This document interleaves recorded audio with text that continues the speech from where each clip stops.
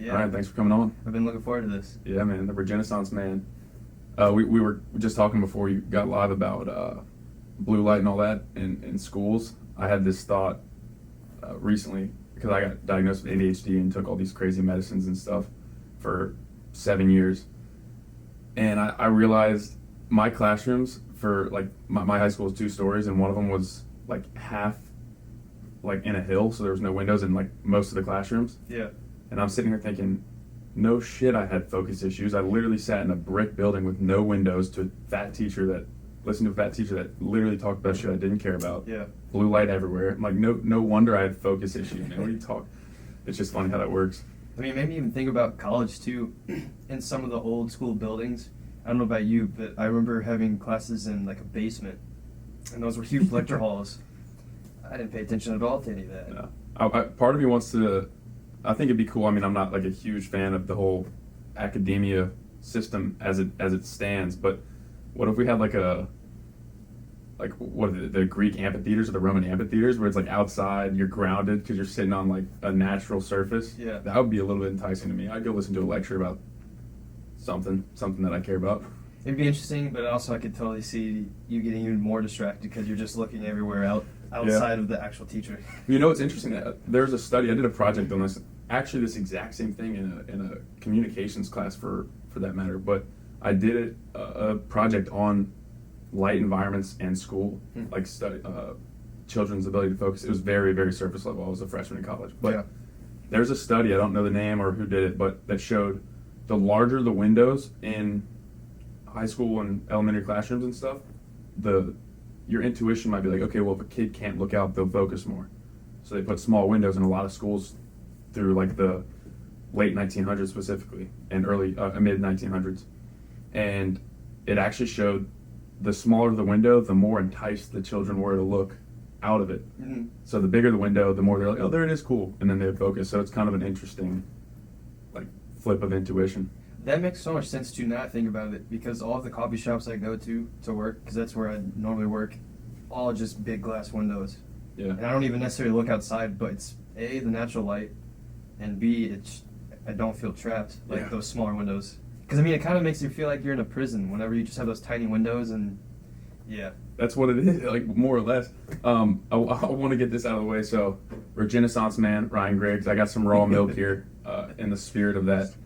I got a shout out to Jersey Barnyard in LaGrange, Texas. They're a great little family run farm. That's where you got that from? Yeah, it's about an hour outside of Austin. So if you're in Central Texas area, check it out. They're really cool. I actually was talking to the lady yesterday because they have like a little store. I was like, do you guys do like third-party apparel or anything like that? And I actually wrote your name down and gave her your contact. Oh, so, for real? Yeah, expect a call from them at some point. I mean, they're awesome. They Yeah. have really good milk. Yeah, phenomenal milk. They have liver, they have heart. I got both of those. They have cheese, yogurt, all that stuff. So, and we kind of segue right into the Regenaissance and your story. I mean, that's kind of what you're all about, shaking your farmer's hand. Yeah. Having a relationship. I've gone there like 4 or 5 times. It's an hour outside of where I live, but I don't mind the drive. Yeah. It's kind of nice to go to a place I feel familiar and see the cow. Like, literally, I took a picture with the cows and all that shit. So, the Regenaissance, man, like, you're Ryan, the Regenaissance man. What's kind of been the impetus of that? Yeah. So I guess I have to take it back to pretty much the start of the pandemic. So I have a tech background, fairly comfortable, easy life growing up. From Indiana, not really from Indiana in the suburbs. So their surrounding towns are more rural. But I remember growing up thinking kind of better than them. It's funny how this has come full circle for me, because I remember, for example, there's one high school that had bring your tractor to school day. And I used to make fun of them like no other. And I just realized how ignorant that is looking back. But yeah, so just wanted to add that piece before I add the rest. Bring your tractor to school. Yeah, man, that's actually a thing for a lot of places, which is, now thinking back on that, that's freaking sweet, because you're in high school and that would have been a hell of a time to do that. So I understand. John Deere. Yeah. No, and they have pictures, and they are just like John Deere and all that in the parking lot. Certainly come full circle. But yeah, so at the start of the pandemic, obviously came to a halt for everybody, but especially for me, because it was around March or April that time I found out that my brother had stage 3 colon cancer, and he was 5.5 years older than me. He was the one that taught me everything in life, pretty much. My father was there, but I became really close to my brother immediately. I'm not gonna lie, I was probably that annoying little brother that just followed him everywhere. I hung out with his friends all the time, but he welcomed all that, and he was an amazing older brother.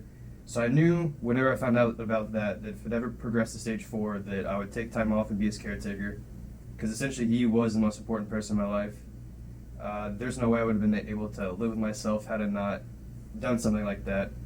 So the wild thing about this too, because it ended up progressing to stage 4, and that was in December of 2020, but rewind that to September of 2020, we're told that it actually went into remission. And I remember telling my coworkers, and I ended up going home, and we kind of had a mini celebration per se. I remember my mom got balloons and a ice cream cookie to celebrate. And it was also really interesting thinking how I remember hearing my brother saying we shouldn't be celebrating if we don't know for sure, which is wild because 2 months later we're told that it progressed to stage 4. So whenever I found that news, obviously my world came to a crashing halt. I was in a serious relationship at the time, and so I essentially had to say goodbye to her. I took the first 6 months off of 2021, went back to my hometown, and essentially moved back into my parents' place because that's where he stayed. And I ended up moving in with him in the same room that he grew up with, across from where I used to grow up with in my room. And I was his caretaker for 6 months and watched cancer essentially rip him apart. I mean, the best way to describe that is I watched my brother be tortured alive for 6 straight months. And it's also really interesting how certain activities, I don't even know how you describe it, certain things change or warp your perception of time. Because 6 months, it really isn't that long of a time. But each day felt like a week, each week felt like a month. And those 6 months felt like a lifetime, essentially. Because at the same time, I was also helping take care of my mom, because in 2019, she was forced to retire from teaching. She taught for about 35 years. But she didn't take really good care of her health. Her teaching job was very stressful. She didn't eat well. She didn't really exercise a whole lot. Really poor sleep habits. So that just compiled over time, and then her health just changed just in the blink of an eye as well. So she was forced to retire, and that was kind of in the back burner. But I was still helping take care of her. But mainly my whole focus was my brother, because he was very helpless. He could not even really get out of bed to even just go to the bathroom.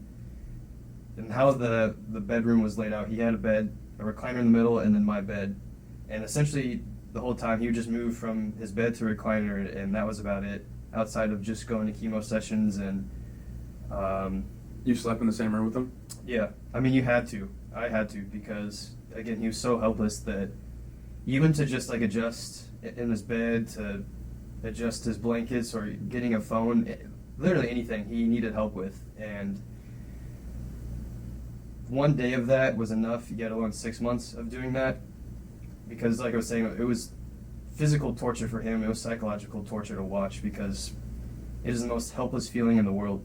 There's nothing you can really do. I mean, I can help with what I can help, but that doesn't take any of the pain or any of the suffering away from what he was going through. So this was June 11th, 3 days before his 33rd birthday. He passed away. And I obviously skipped over the whole 6 months, but it was hell on earth, as you can only imagine. The first half of that was at home, and the second half of that was at the hospital.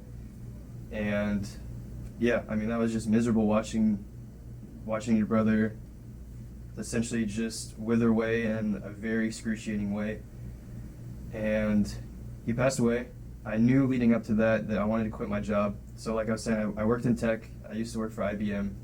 I knew pretty much 1 month going into being my brother's caretaker that there's no way I'm going back. I didn't know what I wanted to do with my life, obviously, but I wanted to better myself. But at the same time, I had really bad PTSD. I was not going to sleep until like 5 or 6 a.m. The only way I could sleep was just smoking an insane amount of weed to just literally pass out. That was the only way I could sleep every single day. And I got in a vicious cycle to where I wouldn't eat until about 5 or 6 p.m. I would really want to do a whole lot during the day. I would just scroll through Twitter, maybe get outside a little bit, but I was a recluse. And once 5 or 6 p.m. hit, I would just start smoking a lot of weed, just playing video games, and just sitting on my desk escaping, essentially, and then just eating a ton of junk food, just destroying my body, but also I was just numbing myself, essentially. I did not want to think about anything. I especially did not want to have any dreams, because I knew that was one of the reasons why I also smoked weed, was I know that it suppresses your, you can't really dream whenever you smoke weed right before bed. Because I vividly remember one dream I had.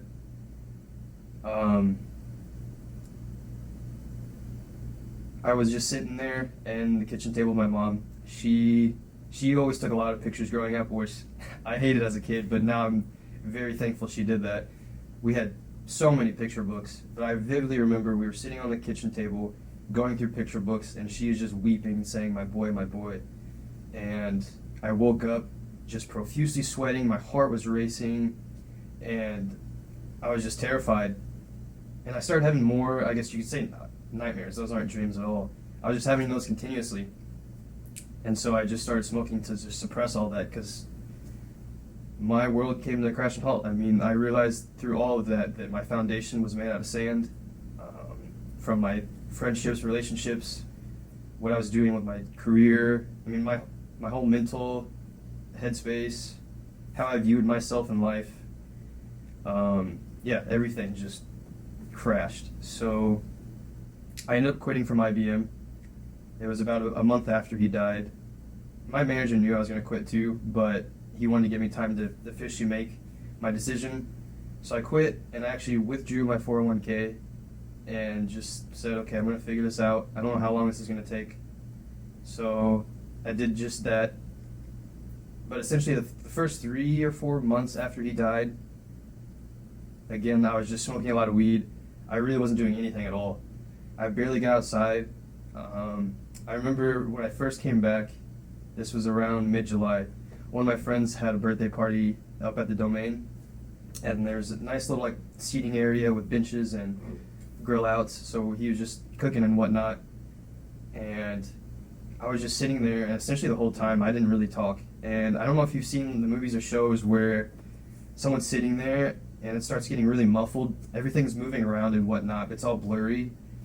That is so accurate to a T of what my experience was like for a long time with PTSD, to where I'd be physically there, but I have no idea what people are saying.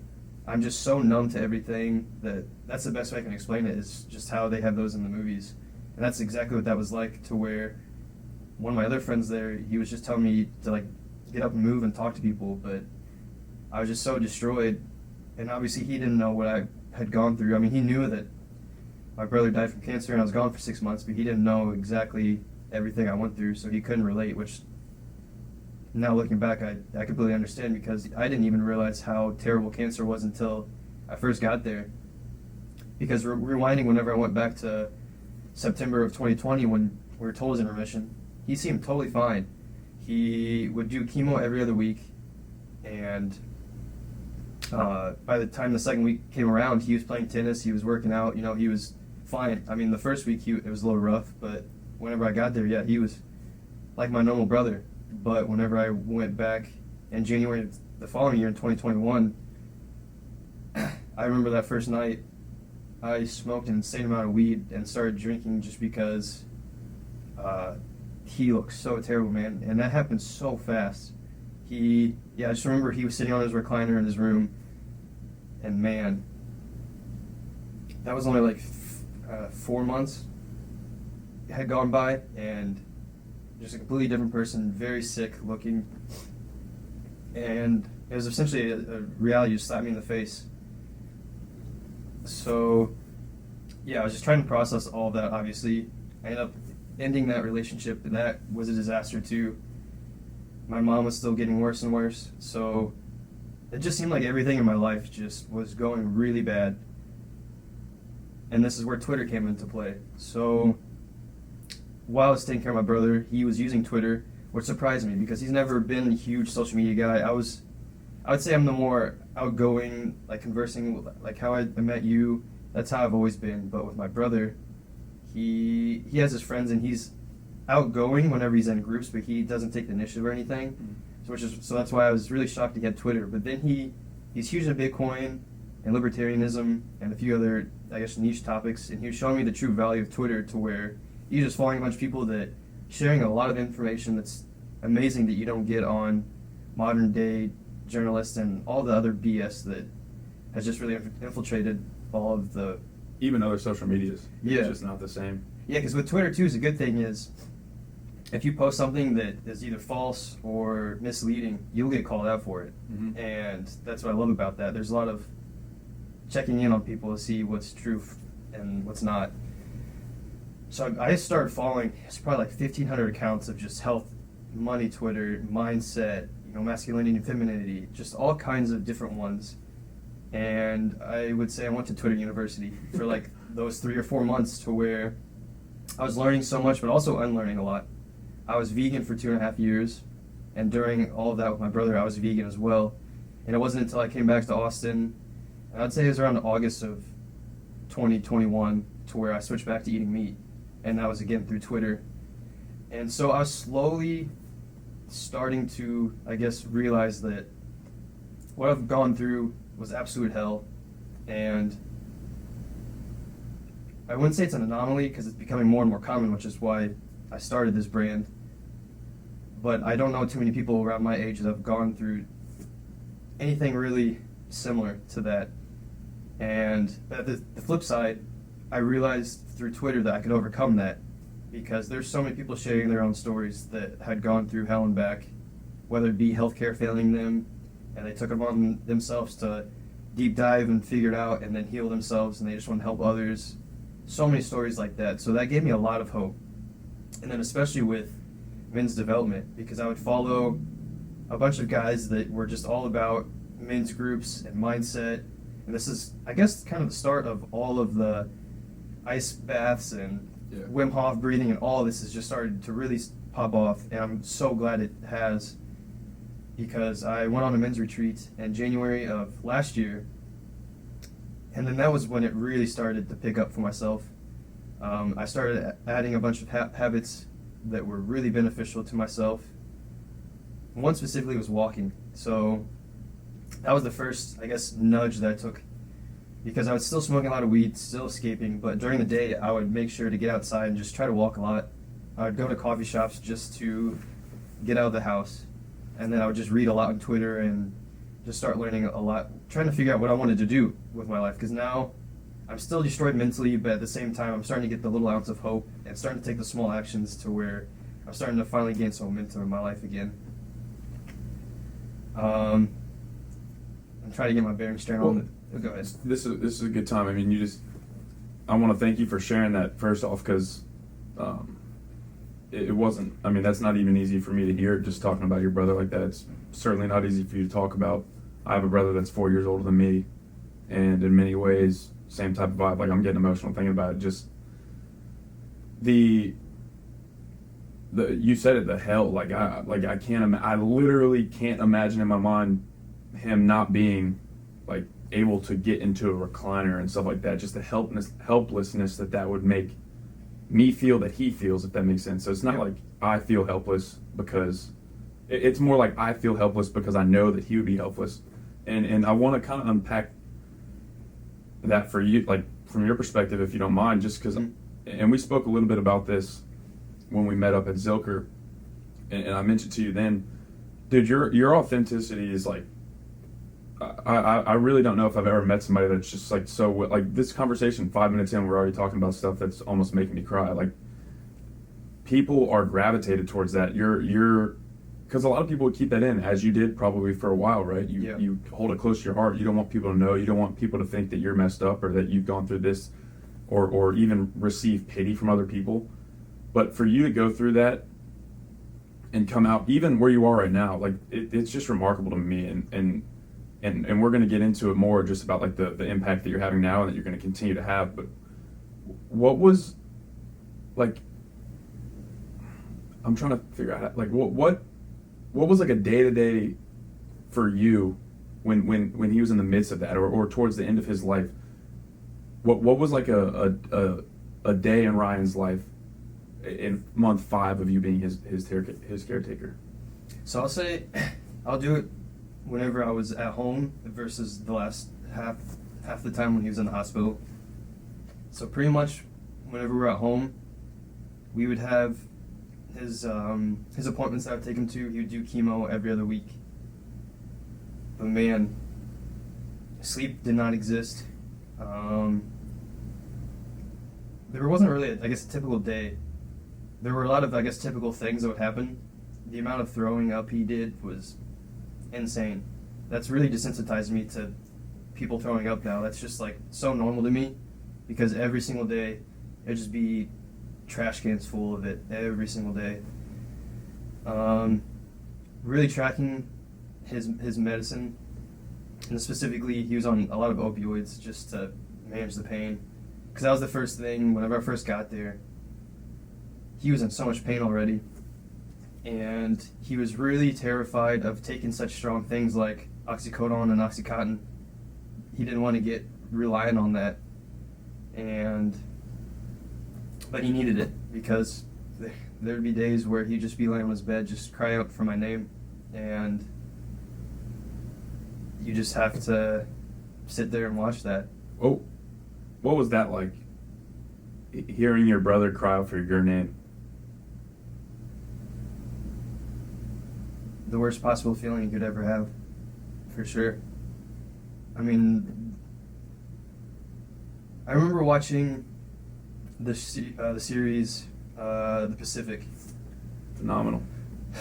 So I had watched the first half of that with my girlfriend at the time, and whenever he passed away, we finished it. Obviously, that was a stupid idea on my part, but I was still destroyed. I remember at the very last episode, when they came home, there was the scene where they were at the house having a party, and one guy was sitting outside. And that was the first time I'd ever related to the military, or like the army, because I didn't have survivor's guilt per se, but I can't watch a lot of movies where you'll hear like yelling, crying out for your brothers. So like I've tried to watch Saving Private Ryan. There's 3 separate times where I had to just stop, and I never finished it. I don't know if I'll ever be able to watch that again because of that. Yeah, it's definitely the worst feeling in the world, and I would have given my life right then and there. I don't even care if it meant that I wouldn't have to say goodbye to anybody. If I would have died and he would have lived and never had cancer again, I would have done that in a blink of an eye. That's how terrible that feeling is. Because, yeah, I'll just leave it at that. But well, the thing about PTSD and even me up until relatively recently, handful of years, you associate that with the military. Like, at least that's my connotation, I think. And here's actually an interesting paradigm shift, maybe. I was speaking to a Special Forces Green Beret veteran, Preston Brees, on this podcast, episode 7, I believe. And he mentions that he uses the term post-traumatic stress injury, because disorder, the word disorder completely changes the meaning of that phrase. Mm-hmm. It implies that something's wrong with you, or something that's insurmountable. Like, it's a disorder, like ADHD. It's like, oh, that's a disorder that you're born with. Good luck. Here's some medication to deal with it. Injuries can be healed. And another thing on that is post-traumatic stress response, like a response to a traumatic instance, is like our bodies and minds do that for a reason. It's a protective mechanism. Mm-hmm. It is not beneficial moving forward for the most part, like in day-to-day life, but it is a protection mechanism. And the reframe that Preston shared with me, from disorder to injury, I love that, because I really do believe the words that we use are the lives that we live. So telling yourself or telling somebody else they have, post-traumatic stress disorder, it's a disorder, you have these connotations with that word. Injuries heal. Mm-hmm. You work out, you go to rehab, you strengthen the muscle per se. You strengthen the muscles around it by adding habits and taking away things that are detracting from that muscle, and then it heals. It might not ever get back to like I'm thinking of an ACL, like you might not get back to your full capabilities in that specific regard, but the muscles around it will get way stronger. Mm-hmm. So it's just interesting to me to hear you talk about PTSD, because I don't know if I'm the only one or if anybody that's listening thinks the same, but I've always associated it with the military. But it's entirely something that people that are not in the military can experience, like yourself. No, I agree. I guess the reason why I latched onto the military, Sebastian Junger's book on war is incredible. Is it Tribe? I mean, he has Tribe as well, I'm pretty sure. He has a lot of amazing books, but he had one just on war and PTSD, but brotherhood. Because it makes a lot of sense why. There's a lot of reasons why the military, whenever they come back to, I guess, the normal life, they struggle. One of the biggest things is they struggle with brotherhood, because that's the strongest possible bond that humans could have, to where you would literally take your life, you would take a grenade for your whole entire crew. And that's how I felt with my brother, to where that's the strongest form of love. There's nothing stronger than giving up your life. So after you experience all that, and then because I watch a lot of YouTube as well, and I just remember watching videos of old military guys sharing their, I guess, PTSD injuries, because I do like that a lot. I just would heavily relate to how they would describe their experiences. Not obviously being on the battlefield, but seeing your brother suffering, just all the yelling and crying out. That's why I can't watch a lot of those military movies anymore, because it's wild. And then also how they portray that in movies and whatnot, to where something will trigger and then it focuses in on the person and just goes through all the awful memories in their brain. That's exactly what happens with me, to where I have to really be cognizant of that, or else I just go down a dark, deep path in my head. There'll be times where I'm about to sleep, and then all of a sudden, bam, just a sound or awful image of my brother or my mom, and it's a struggle to obviously it's a struggle to go back to sleep, or even try to go to sleep. You mentioned your mom. Did your mom's health ever progress, or what ended up happening? Yeah, so it kept getting a lot worse, and obviously everything with my brother didn't help. So as I was helping with my brother that whole time, she was pretty much bedridden. She would go from her room to the bathroom and to the bonus room, and that was pretty much it. I would get her food and try to take care of her as best I could as well, because that was my typical day. Was I'd wake up at like 6 or 7, get food from my mom, get the dog out, and this is after going to bed probably at like 3 or 4 a.m. at best, because my brother's up the whole time just in pain or throwing up. So yeah, I will say, and then I'm skipping over quite a bit, but going into 2022, her health continued to worsen, and I remember I visited her in June, because it was my brother's birthday is June 14th, so I wanted to be back home for that. And I had thought she had dementia for a while too. This was even before my brother's stuff. I remember actually having to get my whole family to write down stuff that they felt concerned about my mom, because her memory was getting so bad. And she was only 61 at the time, or 60. So it's really not too old. But cognitively declined rapidly. And that kept getting worse. So whenever I was back in June of last year, I specifically remember sitting outside with her, and growing up I used to play the game Memory, where it's just all those cards and you just flip to try to find the pairs. And watching her, she would just have the easiest ones, and she would just not know what's going on, and that was just as bad as my brother's stuff. Watching my mom, who acted like a 90-year-old person in a retirement home, essentially, just struggle, was pretty terrible, because that was my mom, and she was suffering a lot. She didn't do a whole lot. She mainly stayed at home. She began hanging out with her friends and whatnot. I mean, that was a great thing. She's very outgoing, very social, and both my parents were born and raised in the same city I grew up, but have lived there their whole lives. And my mom eventually passed away in that city as well. But fast forward to 2023, her health was getting worse and worse. And May came around, and I realized on Mother's Day that this was going to be the last one with her.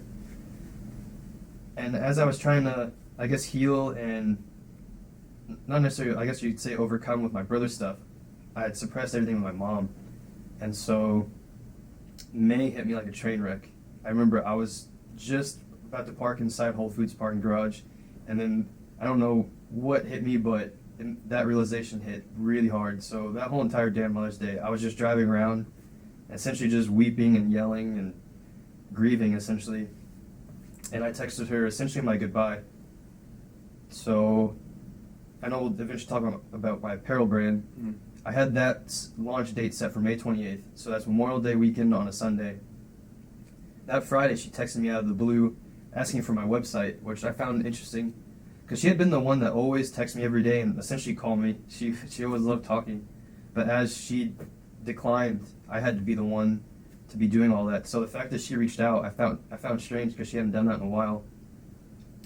Well, my launch date happens May 28th at noon Central. Obviously one of the highest highs of my life, because I had just gone through absolute hell. I never thought I was going to start a business at all. I mean, I always thought I was just going to work in tech and, I don't know, figure that out. But definitely had no aspirations to really start my own business, because I was never... I would say my whole life, I've had a lot of things. I've mentally been ahead of the game, but I was too scared to act on any of that. So it's like the elf metaphor I always like to give, or analogy, to where he had one foot way ahead of the escalator and one foot back, and that's been my whole entire life. And through all of the stuff with my brother, that completely, I guess, lit a fire in my ass to where now it's both feet forward and I'm just going. 4 hours later, I'm about to drive to my friend's cookout, because it's Memorial Day, you know, it's, again, a great day. I'm celebrating a great launch with my brand, and I get a call from my aunt.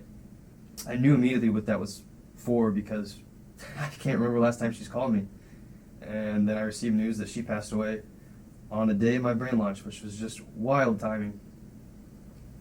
I still definitely believe that was a sign from God, because that could be another discussion. This really changed my perception of all of that. But it was way worse seeing her suffer the last 2 years than it was seeing her in the casket. That was the first time I truly felt at peace with everything with my mom. And that was the first time I'd ever attended a funeral to where, I wouldn't say I was obviously joyful, but I mourned, but I was way more at peace. And it was a really beautiful ceremony where everyone that shared their stories was a great way to just showcase how incredible she was. So I wouldn't say like a weight lift off my shoulders. I don't know how to best describe that feeling.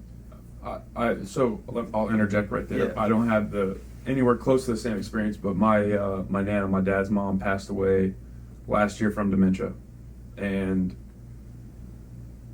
I mean that disease and just that way to leave life seems almost more brutal than any other that I can imagine, because it's like you're watching somebody forget themselves. Yep. You're watching somebody become, like, our whole goal in life is to become more of ourselves and actualize.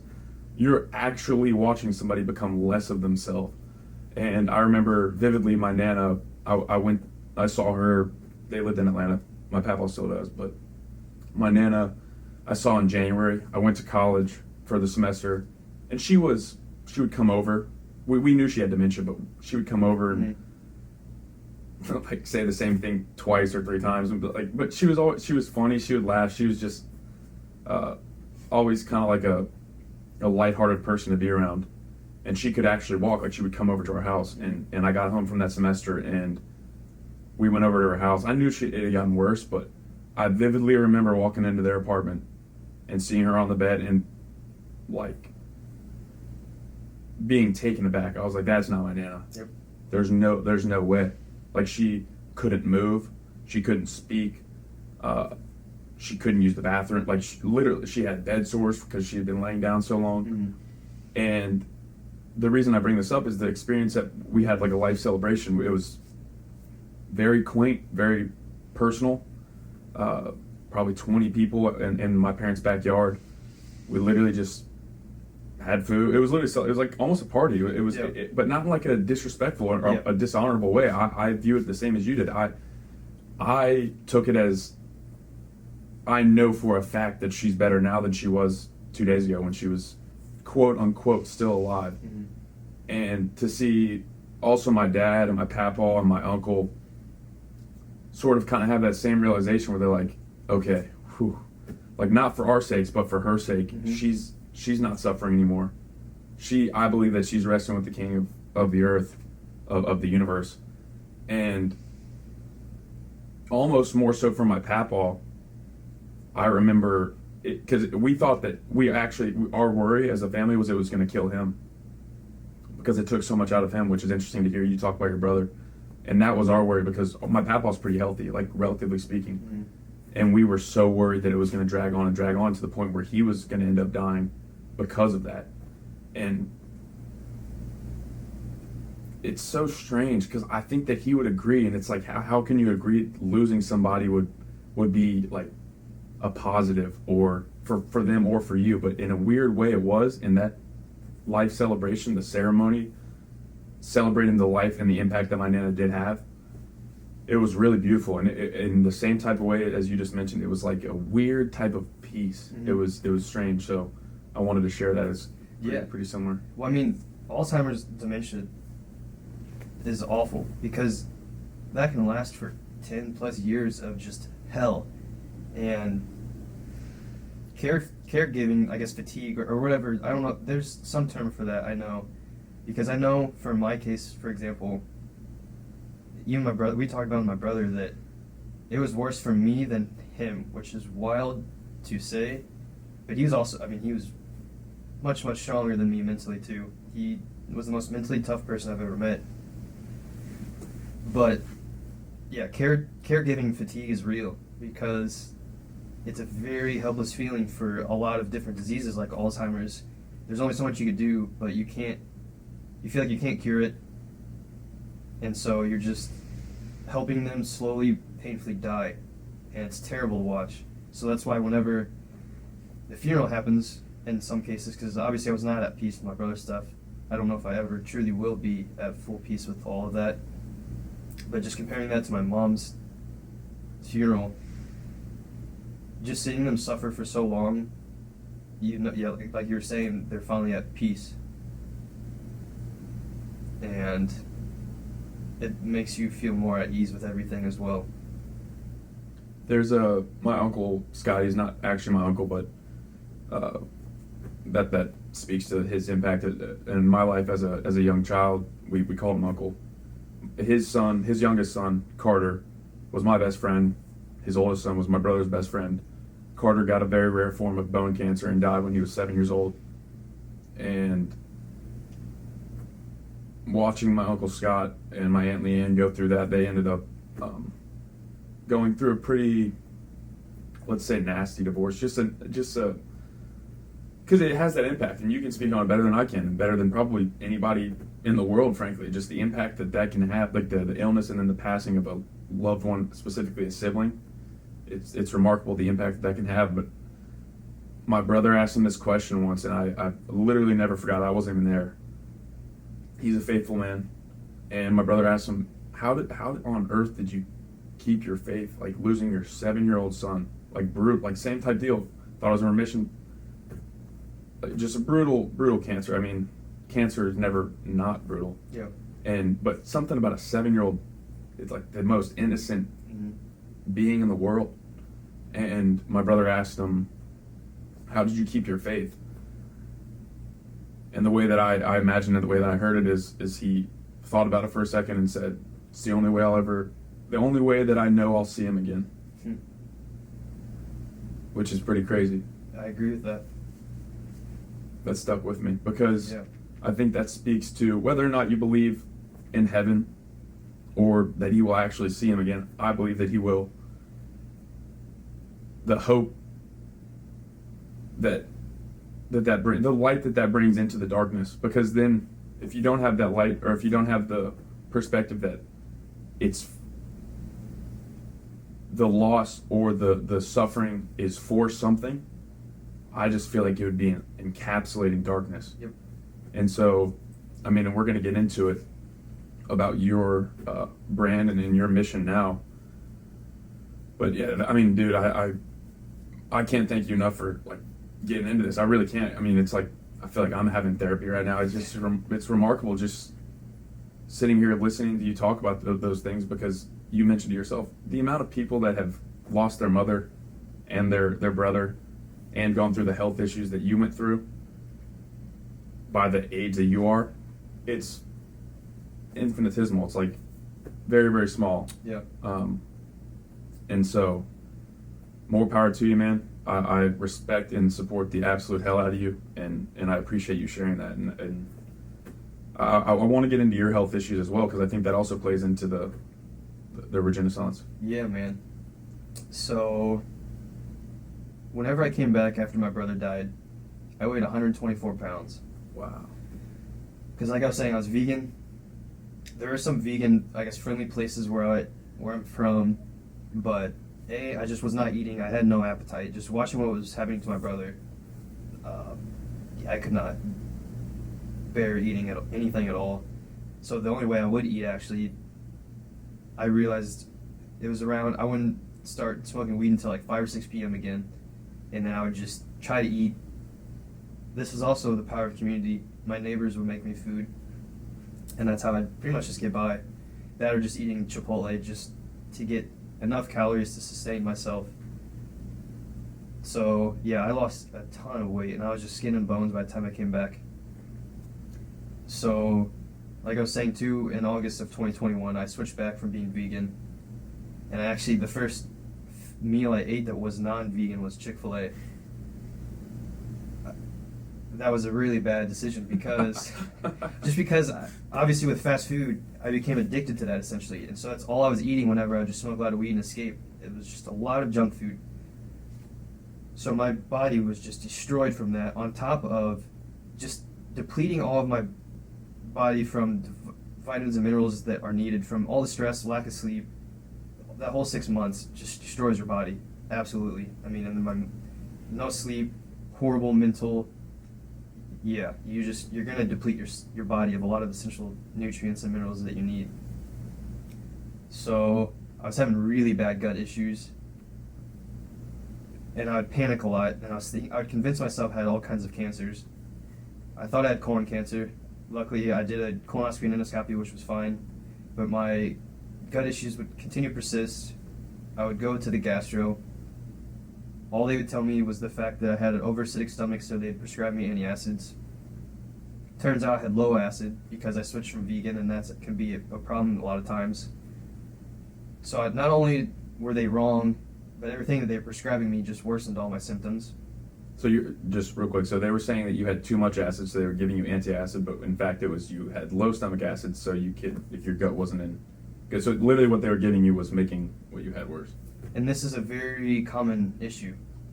That's their first line of defense for a lot of gut issues, and thinking that people have high acid when the issue is a lot of people have low acid, so they have to increase that.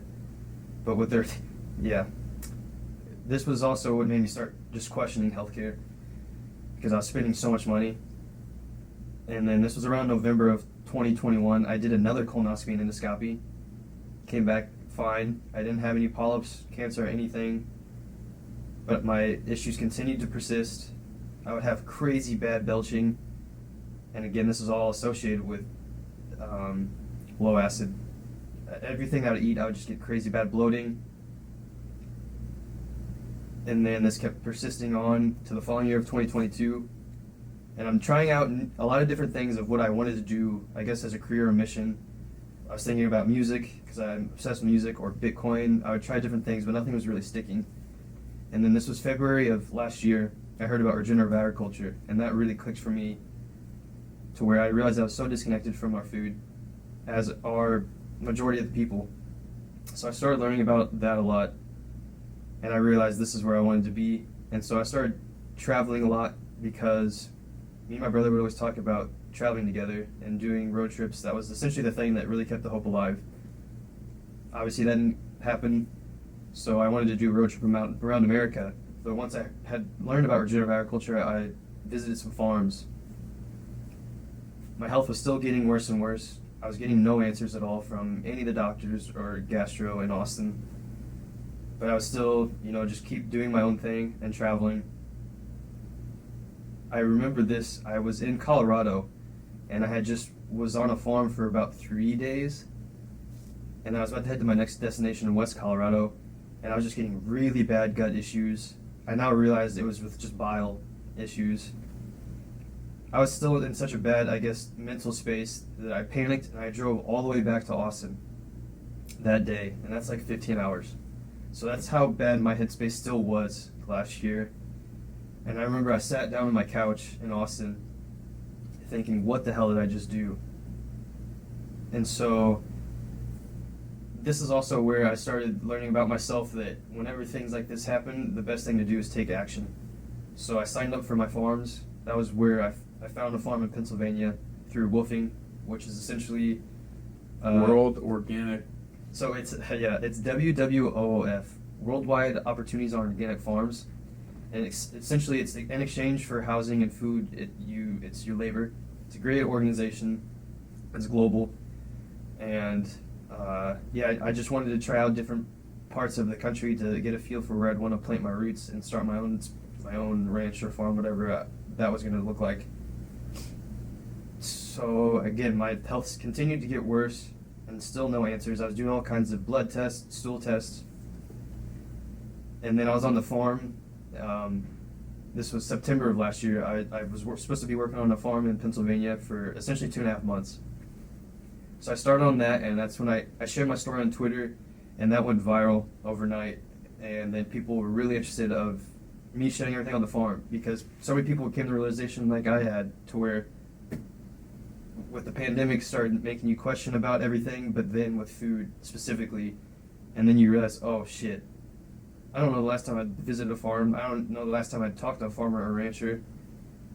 I might have gone to farmers markets, probably not for most people. So that really started to get the wheels spinning for me and them of, okay, I have a great opportunity to learn myself, but then also just share all that out to the public. And as things progressed on the farm, my health still got worse and worse. So I just started YouTubing.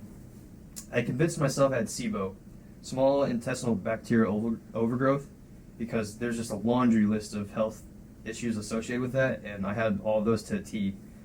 So I started taking essentially some supplements that worsened everything, but I found a guy who had gone SIBO himself, and so I hired him independently, essentially, because I'd given up on all of the modern healthcare, because I had visited a gastro about 30 minutes away from the farm I was at, and whenever I walked in, I told them I do not want to be prescribed any acids, and she jokingly checked off a box on her paper and goes, there goes my first line of defense.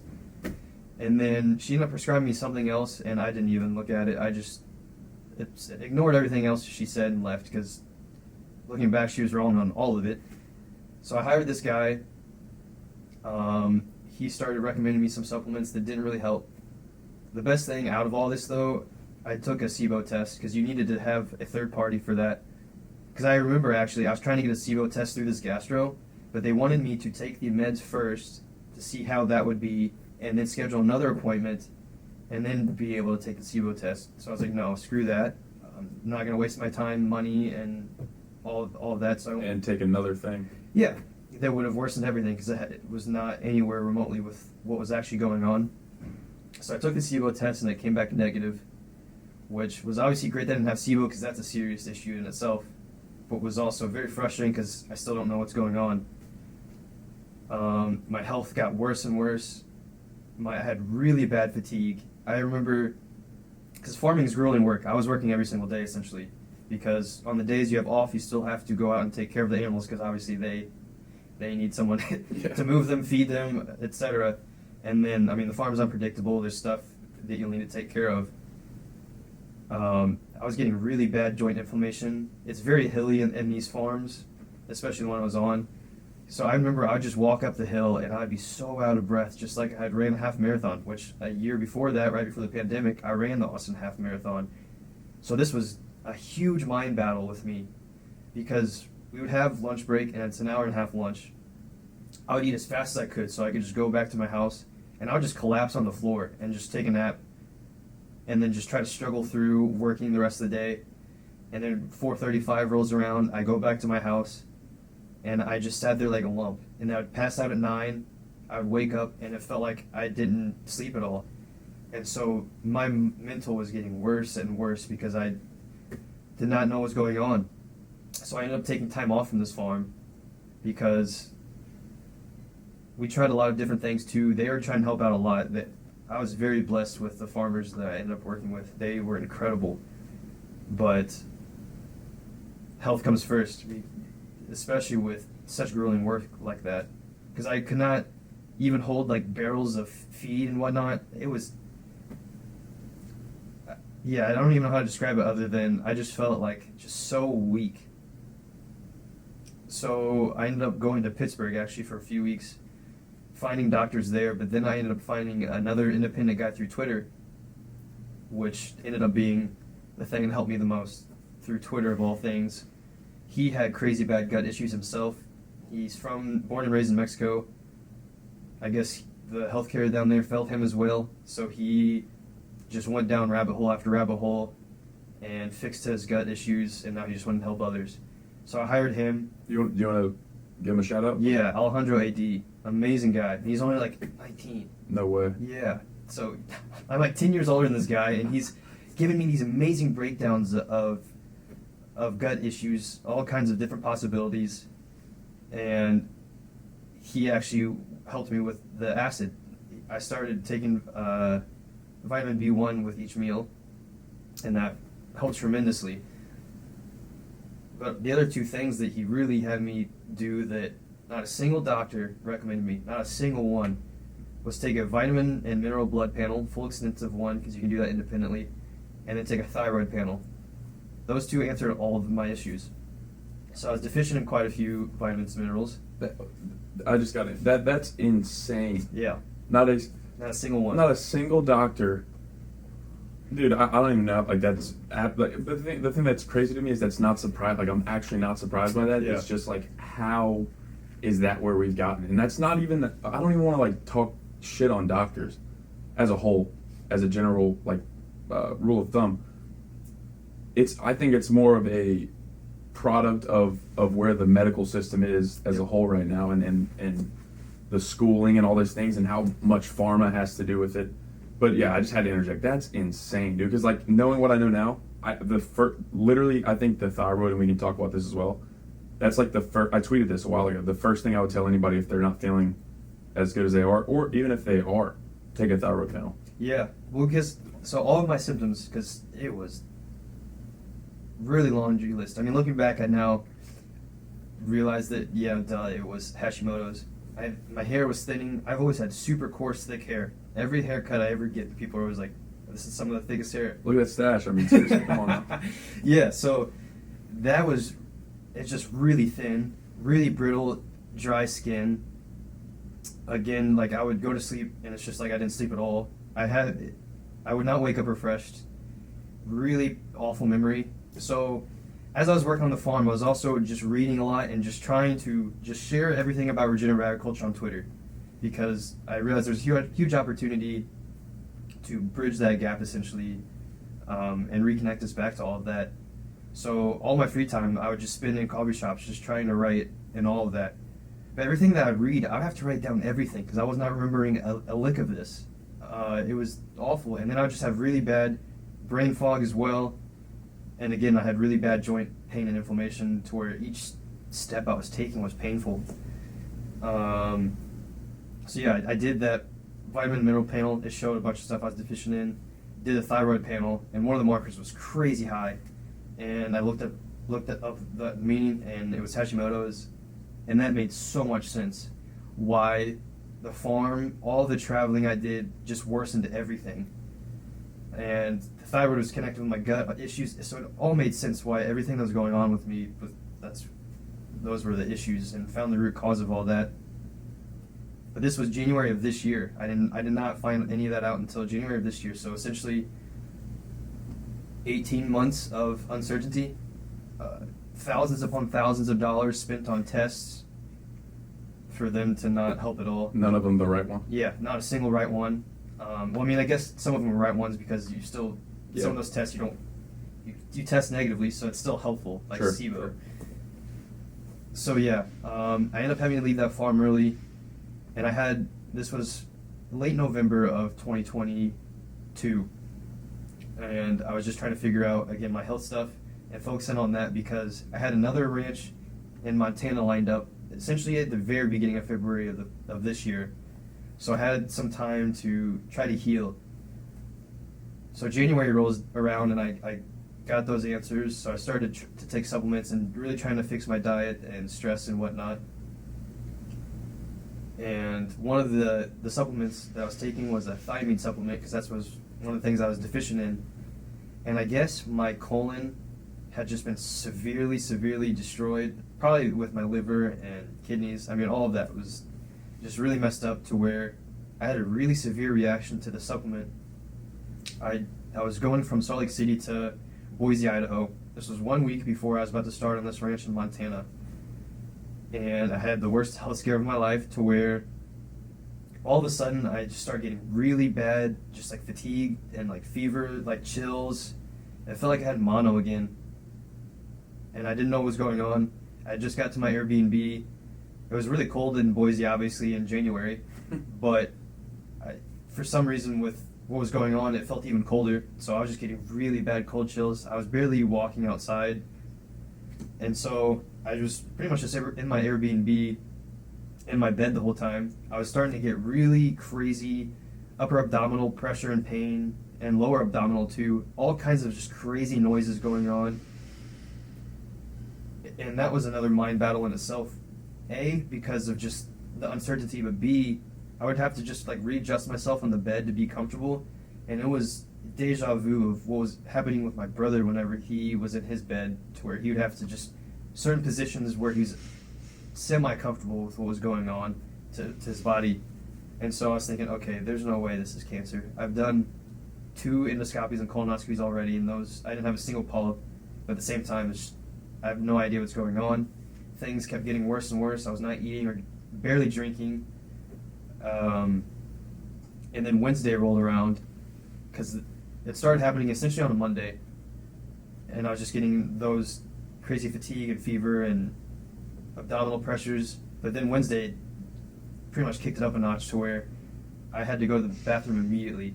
And it kept happening over and over again to where over the course of those 3 days, I went to the bathroom about 80 or 90 times. A lot of it was just all bloody. And again, I was not freaking out, but I was having to do a lot of breath work to not freak out because it's just like, what the hell is going on? I've never experienced anything like this. And so this was a Friday night. This is obviously too serious for urgent care, so my only option is to go to the ER.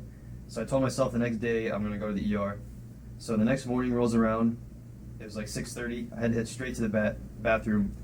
I had headphones in, listening to rain music, and as that was going on, I started profusely sweating. So I was thinking, oh shit, I actually have to throw up too right now. But then my hearing started getting really muffled. It's like that rain sounds were going away, and then my eyes were closing in, and I realized that I was passing out. And that was happening really fast, but slowly in my mind was thinking, I'm in this Airbnb loft by myself in Boise, Idaho, where I was going to meet one person through Twitter, but obviously I was so sick that didn't get to happen. I'm not supposed to check out until noon the next day. So if I pass out here, I don't even know is it because something internally is failing, or, it turned out to be from dehydration, but I thought if I could pass out here, I could die.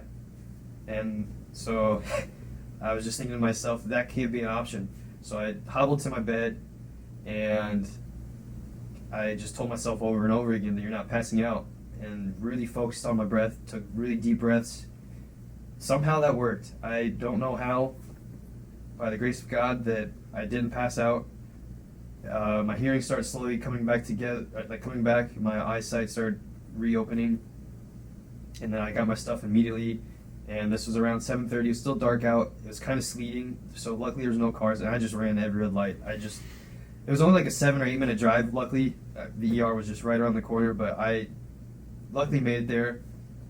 did a bunch of tests. Yeah, that was definitely the scariest experience of my life. So they did a bunch of tests, and they said essentially I had a really inflamed colon. And I mentioned to them that the easiest way to get into gastro and to do more tests was go back to Austin. So they dosed me up with crazy high meds, just like anti-diarrhea, but something with maybe it was antibiotics, but really strong doses. Then they sent me off. This is another really frustrating part about healthcare. So about 3 or 4 hours later, it was around 4 or 5 p.m. I was just laying in my bed again.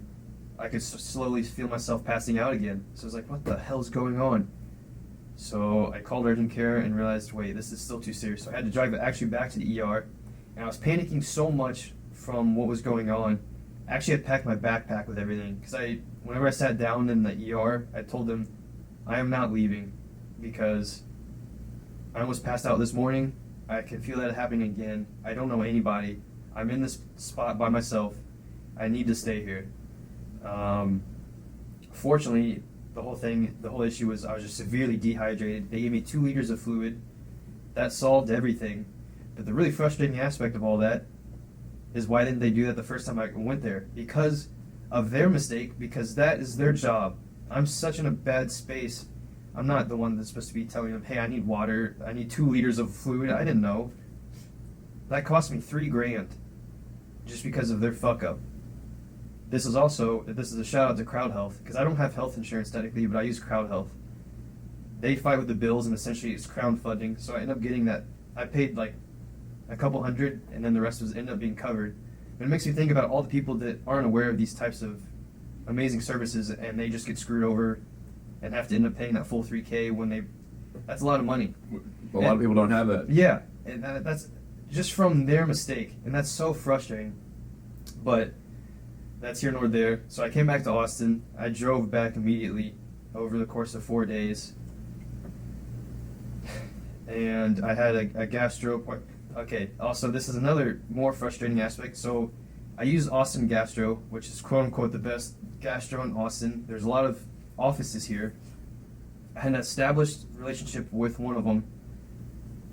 But since it had been over a year, I had to do an intro call again with them. Even though I just told them I was shitting blood about 90 times, I just had to go to the ER twice. They just like shoo that away and be like, no, you still have to do an intro and then we can do a colonoscopy and endoscopy. Just to get into that first appointment was about 3 or 4 weeks. So I said, fuck that, and fuck you guys for that, because this is serious. Like, yeah. I just can't, that still boggles my mind. The bureaucracy of it all is absurd. It's like, I don't know, it just boggles my mind that that's some lady. I mean, it's probably not the receptionist's fault. It's 100% not. It's not the person who told you have to do that's fault. Just the whole system as a whole. Like, you had to do an intro after you just mentioned these things. Like, what are you talking about? Like, well, it wasn't even with reception. It was with the assistant that I've had previous appointments with. So that's what's really frustrating was I gave a very serious explanation of what's going on with my health, and like, oh no, we still have to wait a month to just do the intro, and then the colonoscopy probably would have been another month before knowing all that. So fortunately, I looked around and found Baylor Scott and White. I was able to get an appointment in the following week, and I was able to get a colonoscopy and endoscopy, all before I would have gotten in that first intro appointment with Austin Gastro. So I did that colonoscopy and endoscopy. Fortunately, I didn't have cancer. They said I had a really inflamed colon. But again, this was really interesting. They said I might have ulcerative colitis. But with such serious issues as ulcerative colitis, Crohn's, and the like, they know immediately. So that's why I was really confused that he was not certainty. Like, he had no certainty on that. He said, you might have that. We'll look at the full report and then get back to you in a week. So that happened, and they called me a week later, and it's the same thing, that we feel like it might be ulcerative colitis, but we don't know. So I didn't know how to take that other than just heal and recover here. Because I'm back in Austin where the weather's nice and a lot of sunshine, so I can have time to recover. So I was in the mindset, this was around February, that I would recover and go back to this ranch in Montana in May whenever it's much nicer there as well. Because I also got really sick, but it was kind of a blessing in disguise in the sense that I wasn't actually not even going to be making it up there in the first place. they were having such an awful winter that even their trucks were broken down. They had to get a tank just to get hay moved around for their bison. So that part actually worked out to where I was still just going to go back in May whenever it was much, much nicer and there's no snow essentially. And as I was recovering, I just had an idea for an apparel brand. I was just on a walk thinking, my whole goal with what I was doing on Twitter, because I was about to integrate YouTube a lot. I bought a GoPro. I was just going to share while I was on the farm everything I was doing, wanting to do interviews with people that work in the space. And then I was going to add a huge writing piece with Substack. So I had all these major plans of really bridging the gap and just educating and raising awareness. And I realized, holy smokes, you could do that with apparel. So I just started researching online about apparel related to agriculture, and there really wasn't a whole lot there. I mean, each farm and ranch have their own brand. Like you're saying with the Jersey Barnyard, they have their own little store with their clothes. There's really not much else outside of that. Some of the clothes are really tacky and old school, like 90s ugly art that's just not modern. Well, and a lot of the, I mean, perhaps it's just ignorance, but like the polyester or just like not caring. A lot of it's not native fabrics and stuff like that. Yeah, and that too. So then I realized, oh, there's a huge opportunity here, because with everything that I was already doing with Twitter, I realized there's not a lot of people that's bridging the gap. There's people that work in agriculture, but it's so much work with what they're trying to do. There's not a whole lot of people in the middle, again, trying to bridge that. So I realized that I could be that person, because one of my greatest strengths is connecting with people, but also connecting people. And so this made so much sense. And so I just made some quick mock-ups. I had become really obsessed with bison. I mean, I was going to be on a bison ranch. That ended up being the logo. So I just whipped some mock-up in Canva. I didn't even have the Regenaissance name either. What was the original name? Did you have one? No, I had the idea first of just really educating. Had all these ideas of what I could use for like clothes and just the topics that I wanted to cover. But the name didn't come to me until like a week or two later, where my friend Case Bradford, who I had met a year previously through Twitter, we were thinking about doing a podcast together that revolved with regenerative agriculture, but also just esoteric health, sunlight movement, all these things that our side of Twitter talks about, grounding. I just had him on last week. Yeah, so incredible guy. Incredible. But he came up with the idea of Regenaissance. So then whenever that idea popped back into my head, I was like, that makes so much sense. So I actually texted him. I was like, hey man, is it cool if I use the Regenaissance? I know it's claim to that? I know it's a common, there's other things that have that, but there's not a whole lot out there. But I was like, yeah, makes perfect sense. He's like, go for it. So then, I made the Regenaissance mock-up, and I just mass sent that out to friends I had made through Twitter, but just friends overall, and especially in the type of spaces that I want to be a part of. Every single person loved these ideas. The initial mock-up, and then also obviously the mission behind it, the story, my story behind it all. And so I realized I had something here. And then with the huge push of raw milk, I had another friend, because these ideas, the Raw's Law and Regenaissance, I wish I could say that I came up with those, but I did not. But I just ran with them. A friend told me, hey, you talk about raw milk a lot. What about Raw's Law tagline? I was like, hell yeah, that's amazing. Yeah, that's great. Yeah. So then I started making some quick mock-ups in Canva with that too. So I had two ideas with that. But then I guess the real fun began. So this was in March. And I wanted to get it out as fast as I possibly could. But I'm not artistic at all, so I had to find a graphic designer. And then obviously needed to find good manufacturers. So time was of the essence. Well, yeah, and for you, it's worth mentioning, like, part of your whole thing is native fabrics. No polyester, no nylon, no spandex, which with certainty makes the manufacturing of clothes a lot more difficult, because that's commonplace nowadays. Well, see, that's interesting too, because when I first had the idea, natural fibers was not the main intention at all until I started doing research and realized how messed up the apparel industry is, but also just how messed up polyester is for us. So I was very intentional after that, because I took this e-com playbook that I found online, and they use a lot of polyester themselves. They have really great products, So teach their own, but I realized that's just something that I'm not going to do. And so I had to be very intentional about that. But also, I realized I still had these farms lined up. So after the bison ranch in Montana, I actually had three farms lined up in Italy. And Sicily, and then Bologna and Milan. I was supposed to start in late August, and then was going to do that. now, essentially. Yeah, no, I was supposed to be in Italy now, to where, I'd had these farms lined up the rest of the year, and I was just going to travel the world, and again, continue on writing, but then doing interviews, sharing videos, and just reconnecting us back to all that. I immediately messaged all of them saying I'm not coming. I felt really drawn to this idea, and you got to go all or none. So You gotta burn the boats. Yeah, so I burned the ships and decided to stay here. So I still didn't have a good graphic designer. So I just want to set, because I just think this is so cool, man, because you have this 2 or 3 year period, more or less, of turmoil in your life. Your brother's caretaker, you lose your brother. The toll that takes on you. You end a serious relationship, which is an entirely different conversation, and also adds a serious toll and a serious amount of weight to the stress and all that. Well, with that too, I mean, I thought I was going to marry her, so that's why. My whole world came crashing down because I had never, up until meeting her, I was in relationships and whatnot, but not as serious as that. And so I was the very first serious one to where I had ever seen potential of a family with. So keep going. Well, so that happens. Then you lose your mother. As you're losing your mother, you're dealing with your own severe health issues. And I'm reminded, I've mentioned this several times on the podcast, and I'm going to butcher the quote, but it's the idea that for a man's canopy to touch heaven, his roots must touch hell. And I can confidently say that yours are damn close.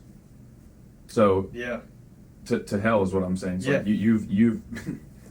you've been to the depths of it. And so what's cool to me is more or less you just brought us back to speed, like to here and now in the last few months.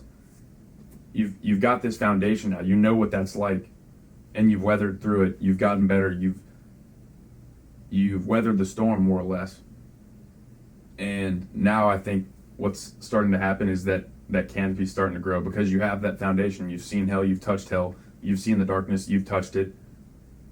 Now you're starting to see, oh wait, here's the light, here's the growth that can happen from that. So I think that's so cool, and it kind of leads us right up to now. There's a few things I wanted to add to that because I do like that. Because there's so many times the past 2 years, like I was saying, whenever I drove all the way back from Colorado and just sat on the couch thinking what the hell was going on. When I came back again after being in Boise, I remember calling my friend Jim, and it just felt like such a loser because I had so many big plans, and it's just like I felt like I've done nothing with my life the last 2 years. And he talked sense into me, but there's just so many times where I wanted to give up, but also just felt like such a loser. But this is again why Twitter's so amazing. Because one guy specifically, Brute de Force, he changed my mindset and worldview so much. I mean, number one thing is you just don't give up. You just have to keep pushing through. And that, I would always have that in the back of my mind, that I have so many setbacks continually, but I just can't give up, and that I will eventually figure it out. So as I was doing all this stuff with my brand and bet on myself, this was around April, I went to LA to visit Case actually, and just to see if I can make connections with the apparel, because obviously LA is huge for that. Sure. Which was funny because I ended up not visiting the LA district of apparel at all. And this is also the beauty of social media. I had met this girl through Regenerative agriculture. She actually was in culinary school in Ireland, but she was actually back in LA at the time, and I met up with her and was telling her about my idea, but also that I was looking for a graphic designer. And she's like, hey, I've got a brother that's awesome with graphic designing. He's really into regenerative agriculture. I'll hook you guys up. I talked to him, and then he ended up being my graphic designer that made the design of the bison and the Raw's Law. So I had found my graphic designer, but then I was still struggling with manufacturers because the main color scheme I had for Regenaissance was the shirt I'm wearing now, because that works so well. And I don't know how to describe, I don't know, just the color scheme of this mustard with the maroon. There's just something about that color scheme that just feels awesome. Like, I mean, just like USC. I mean, it just reminds me of USC and just Spartans, and just something behind that color scheme that just drew me in immediately. So I wanted to find a manufacturer with that's natural fibers, that feels good, that looks good. And that was a struggle to find. So luckily I was able to find Farm Fresh, to where it's American made, it's organic cotton, and the shirts came out absolutely amazing. I just put this thing on for the first time right before this, and I can tell you, like, the first thing I noticed, like, dang, son. Dude, they came out. It feels good. They feel great, and they look great. So I really lucked out with that, because I was also really spinning my wheels with, I don't know what all products to launch with, because again, I've never done apparel. I've never started my own business. And I think this was around late April, or maybe mid-April. I talked on the phone with the van man, who has a lot of successful skincare products. He was the one that really brought the wave of Tyro. This was back in 2020. And I actually had been using his products for a year, of his Tyro, but then his tooth powder and mouthwash, really great products. So I talked to him about 5 or 6 minutes, that was it. And he was just like, you've got 2 great products already with your Regenaissance and Raw's Law. Start your social media, make it a launch date, and just go for it, because you'll learn so much along the way. Because I was thinking about shorts and sweatshirts and hats, doing all this together at launch. And he was just like, you don't want to do too much, you've got your stuff, just go. So that following week, I created my social media, started posting about that, and just posting about education around what the Regenaissance stands for, and then set my launch date for May 28th. So that really set everything really in stone to, all right, I've got the end goal, now I just got to work towards that. So the Regenaissance, I guess I'll just explain what that is. Well, yeah, let me hop in there real quick. Yeah. Vance, who you know, Yeah. Vance Elrod, founder of Meraki. I want to say it was it's somewhere on his Twitter a while back. He tweeted, you want to get something along the lines of, if you want to get yourself in shape, or you want to change your life, or you want to become a better person, schedule a fight.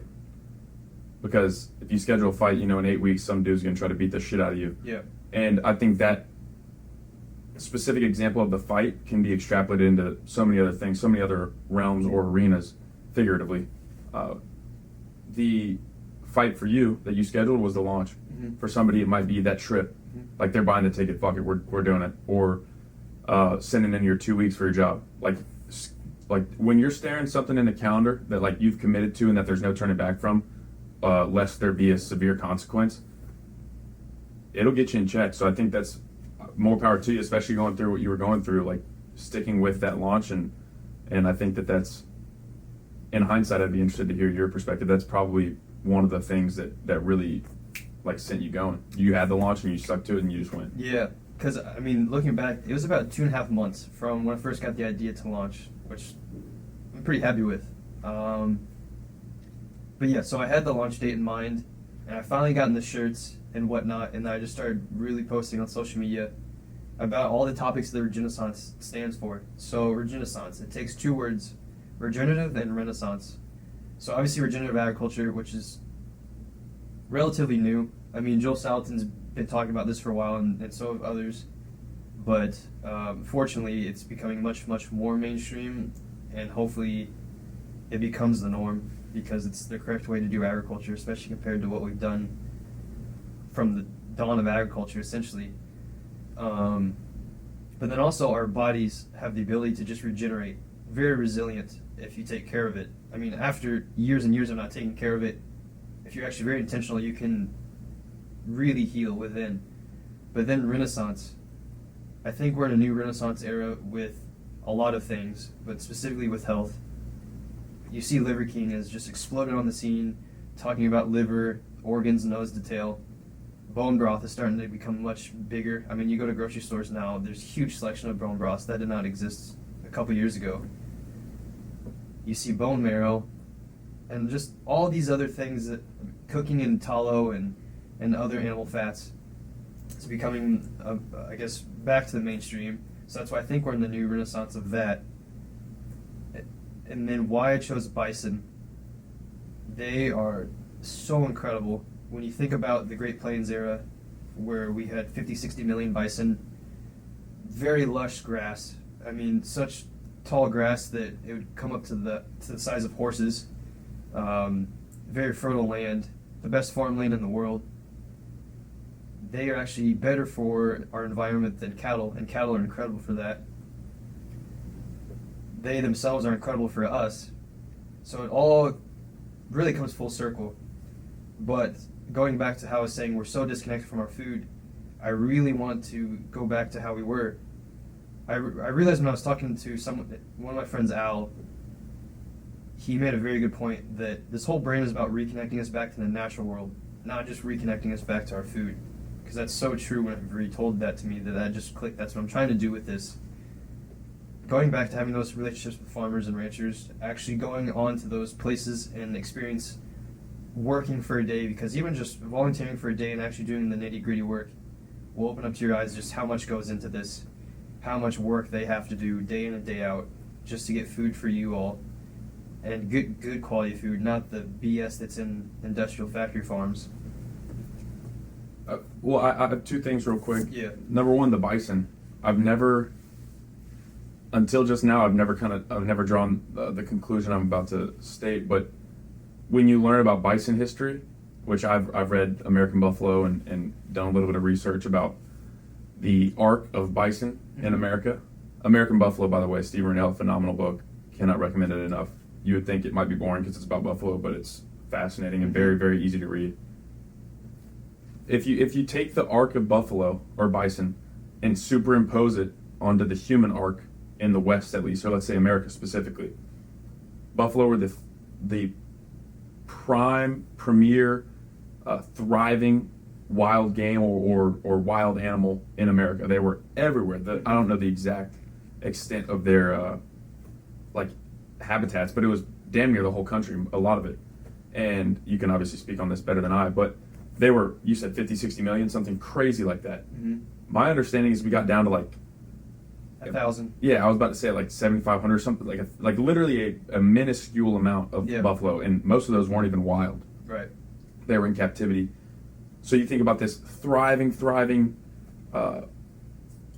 bustling, flourishing population of an animal, and then because of because of our actions and our lack of care for the animal and for the wildlife, all the way to 1,000. So you think about that, that's a huge drop.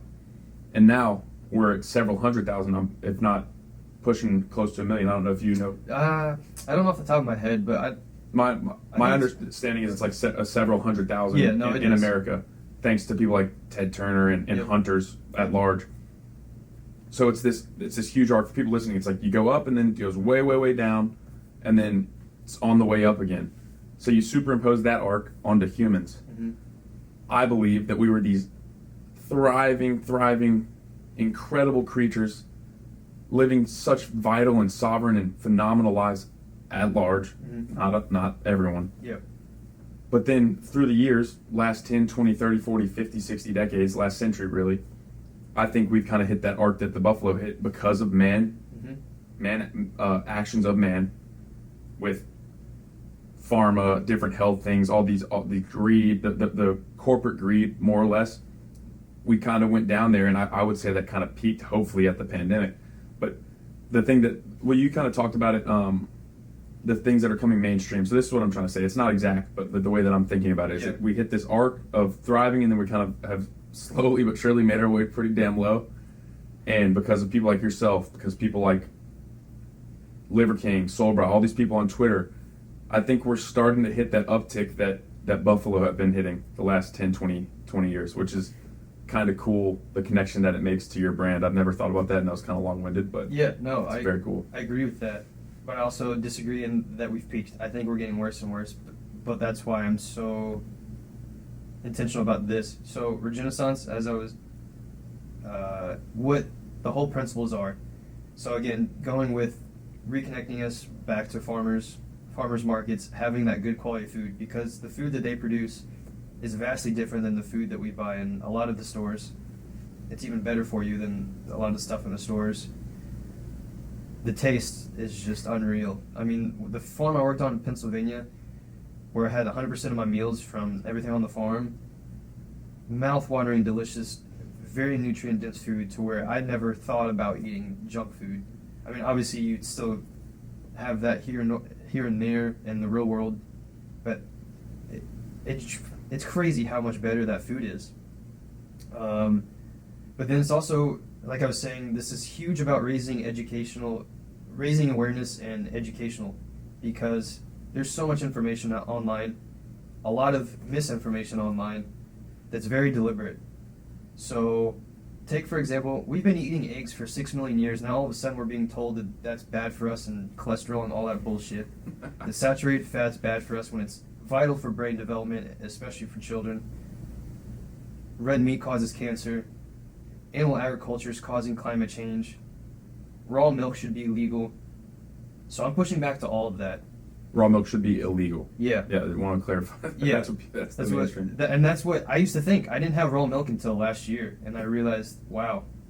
And then you start looking into the history of raw milk. Which is really just milk. Yeah. What we have nowadays is hardly milk. Yeah. It's brutal. But yeah, just trying to really educate on that matter of fact that steak is essentially a multivitamin. We're taking all these pills where that whole industry is messed up too. Most of the supplement industry is just full of bullshit, and they also are able to get around the labels to where you don't know what's actually in all of that for the most part. But having a steak is some of the best food you can have for yourself. When we talk about liver, that's insanely nutrient dense. Shellfish, and that's why I'm very opposed to veganism. I was very for it at the time, but then I realized that we need meat. That again, eating one piece of liver would solve so many issues for vegans. I just don't think that viewpoint's rooted in reality at all. That we need meat to thrive and survive. You can technically survive as a vegan, but you are, from a nutrient standpoint, inferior. And then you pass down those genetics to your kids. It's awful for women. There's so many vitamins and minerals that you don't get in plants that aren't bioavailable.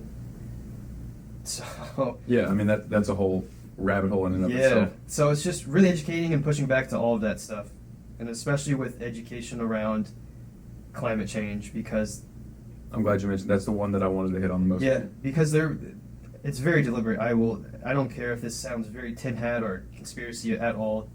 What they're essentially doing is creating their own new market so they can control and just make an insane amount of money on. Really trying to make you significantly reduce your amount of meat that you're eating. I mean, they're talking about C40 cities where Austin and Dallas and some other cities are trying to go meat-free essentially by 2030, which is not going to happen. I'll make sure of that. That's just a load of shit, because then they're trying to make their own plant-based alternatives. I mean, when you talk about the insects and all of that. Like eat your bugs and like it. Yeah, so they're just trying to create all of that so they could control it more and centralize it more and just make insane amount of profits. But not just that, literally making you weaker people. So you're more reliant on them. You're more reliant on healthcare. But then it's also talking about other important issues, and I guess going back to reconnecting us back to the natural world, getting more sunlight, just how crucial that is, especially with fixing your circadian rhythm. Sunlight is crucial, but then also you feel so much better. When you're trapped inside with blue light, it's very toxic for yourself. It's very toxic for your mental. Getting a lot of movement, because we're so just stagnant.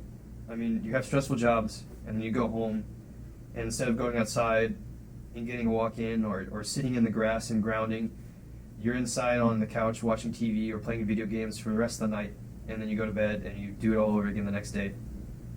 So trying to talk about the benefits of grounding, getting sunlight, finding fun ways to engage and play and push your body and mind, eating well, socialization, because that's a huge piece too. We've lost a sense of community, and especially in the West, to where the government is really trying to split us apart with politics. I mean, everything is left and right now. So divisive. So divisive. I mean, I've talked about this a lot on Twitter.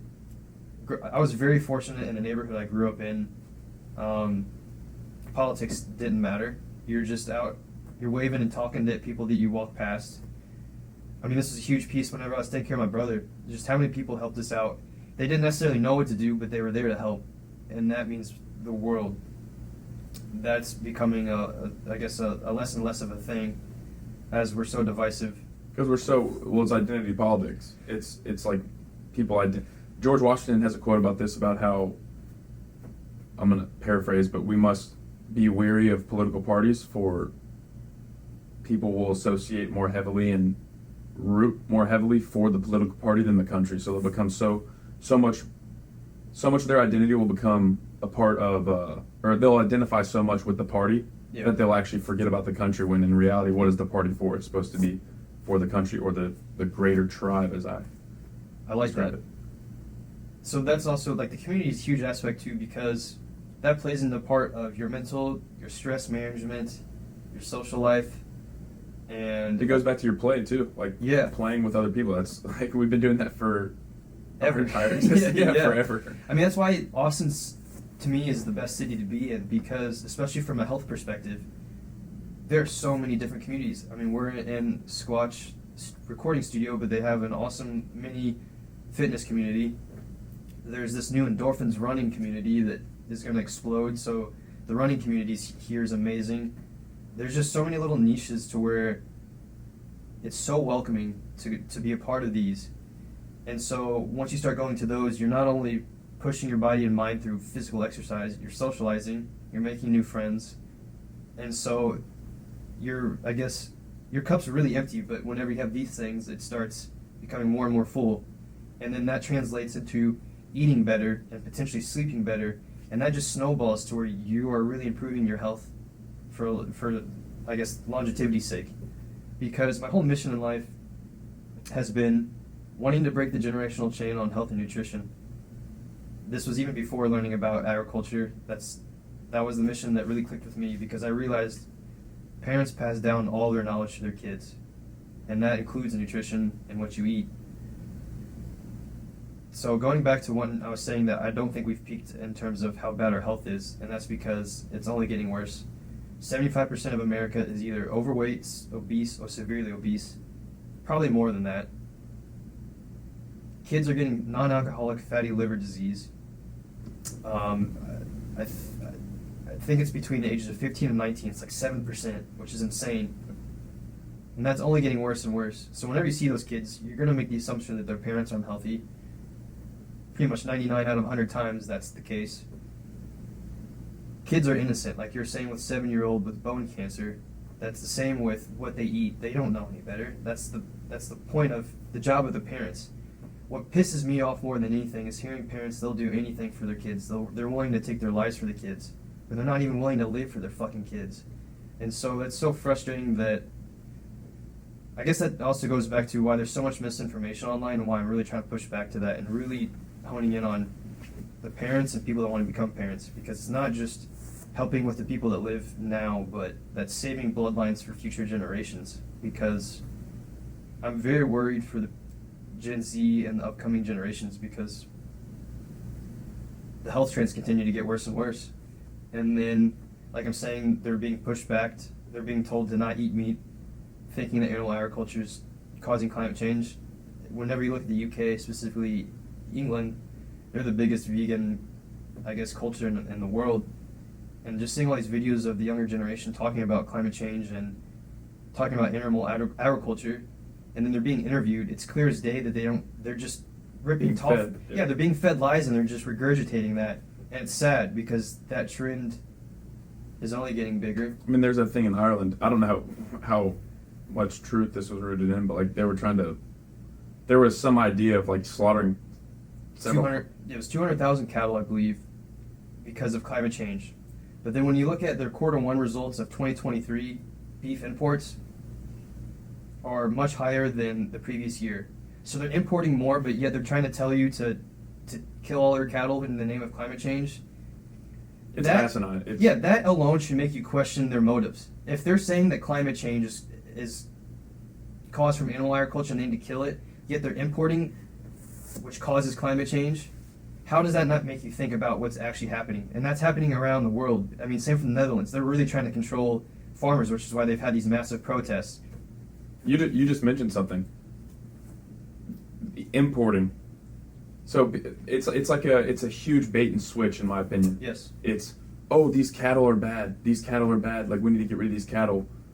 While we're importing cattle, but guess what? They're also importing fake meats, all these other things. What do you? I mean, I would actually be interested to hear people's actual thoughts on this, because I hope to God nobody that I'm close with thinks this. But what do you think causes more climate change? The massive tanker ships dumping oil and all this crap into the ocean and into the atmosphere using a shit ton of oil. Even we could go down that rabbit hole about oil and climate change as well. But do you think that's causing more? Do you think that's more impactful negatively to the environment, or a cattle grazing on land that it's been grazing on for hundreds of thousands of years? And you're gonna say, I swear, dude, I actually, no, I might have tweeted this, maybe I didn't, but I think if that ever happened in America, I think it'd be the beginning of the Civil War. Like, if they ever said, hey, American farmers, we're gonna pass a law where we have to slaughter X amount of cows, I think that'd be the start of like another real big conflict in America, because I think there's enough people, there might not be the majority, but there's enough people that would not stand for that. So the big issue with America, which is why I'm so huge on educating, by 2030, half of America's farmland will have a new set of hands essentially for that land. Most don't have an heir, because as agriculture has become more centralized, as technologies become more advanced, the incentives of working in agriculture are, I guess, much smaller, because I mean, even when I was on the farm, I've talked to them how it's so hard for them to get good quality help, and then from the younger generation, they'll help for like a couple days, realize the work, and then they leave. So every farm and ranch needs insane amount of help that just won't get there, because they can't afford to pay the type of pay that you could get from just like a virtual assistant gig, sitting in your apartment, lollygagging the whole time. So it makes sense why they would choose that. And then obviously with the push of social media and YouTube and TikTok, everyone, they want to dream of being content creators now. There's no incentives there. So whenever this is happening, big players like BlackRock are buying up all this farmland because they have the money, obviously. And so they'll have the great offers to give. It's, I guess, an offer that they simply can't refuse. So they'll buy that land up, make it more centralized, and I'm very worried about that more than anything, because, again, not enough people of our generation and below want to get into agriculture, so they don't want to buy this land. And then another issue is some people that do buy this land have this really wrong perception of farming and getting off the grid, per se. There's a huge fantasy about all of that, thinking that's really easy work and it's just peaceful, because you're out in rural country. I mean, it's peaceful whenever you're not doing the crazy work, because all it is just you and the land and nature. It's amazing, but that's what they think it is nonstop, rather than you're working nonstop, and there's so many uncertainties, things that happen that you have to fix. It doesn't matter if it's raining or snowing, you have to do that stuff. So they'll buy this land, don't know what to do with it, and then they sell it a year later. So there's just so many issues going on in America with our farmland that I'm just really worried that's only going to get more centralized than it already is, because the small farmers are getting screwed over, especially if you don't want to do monoculture. Are you familiar with Will Harris? Yo, he's awesome. Yes, well, because you just mentioned monoculture. I feel that it's worth mentioning.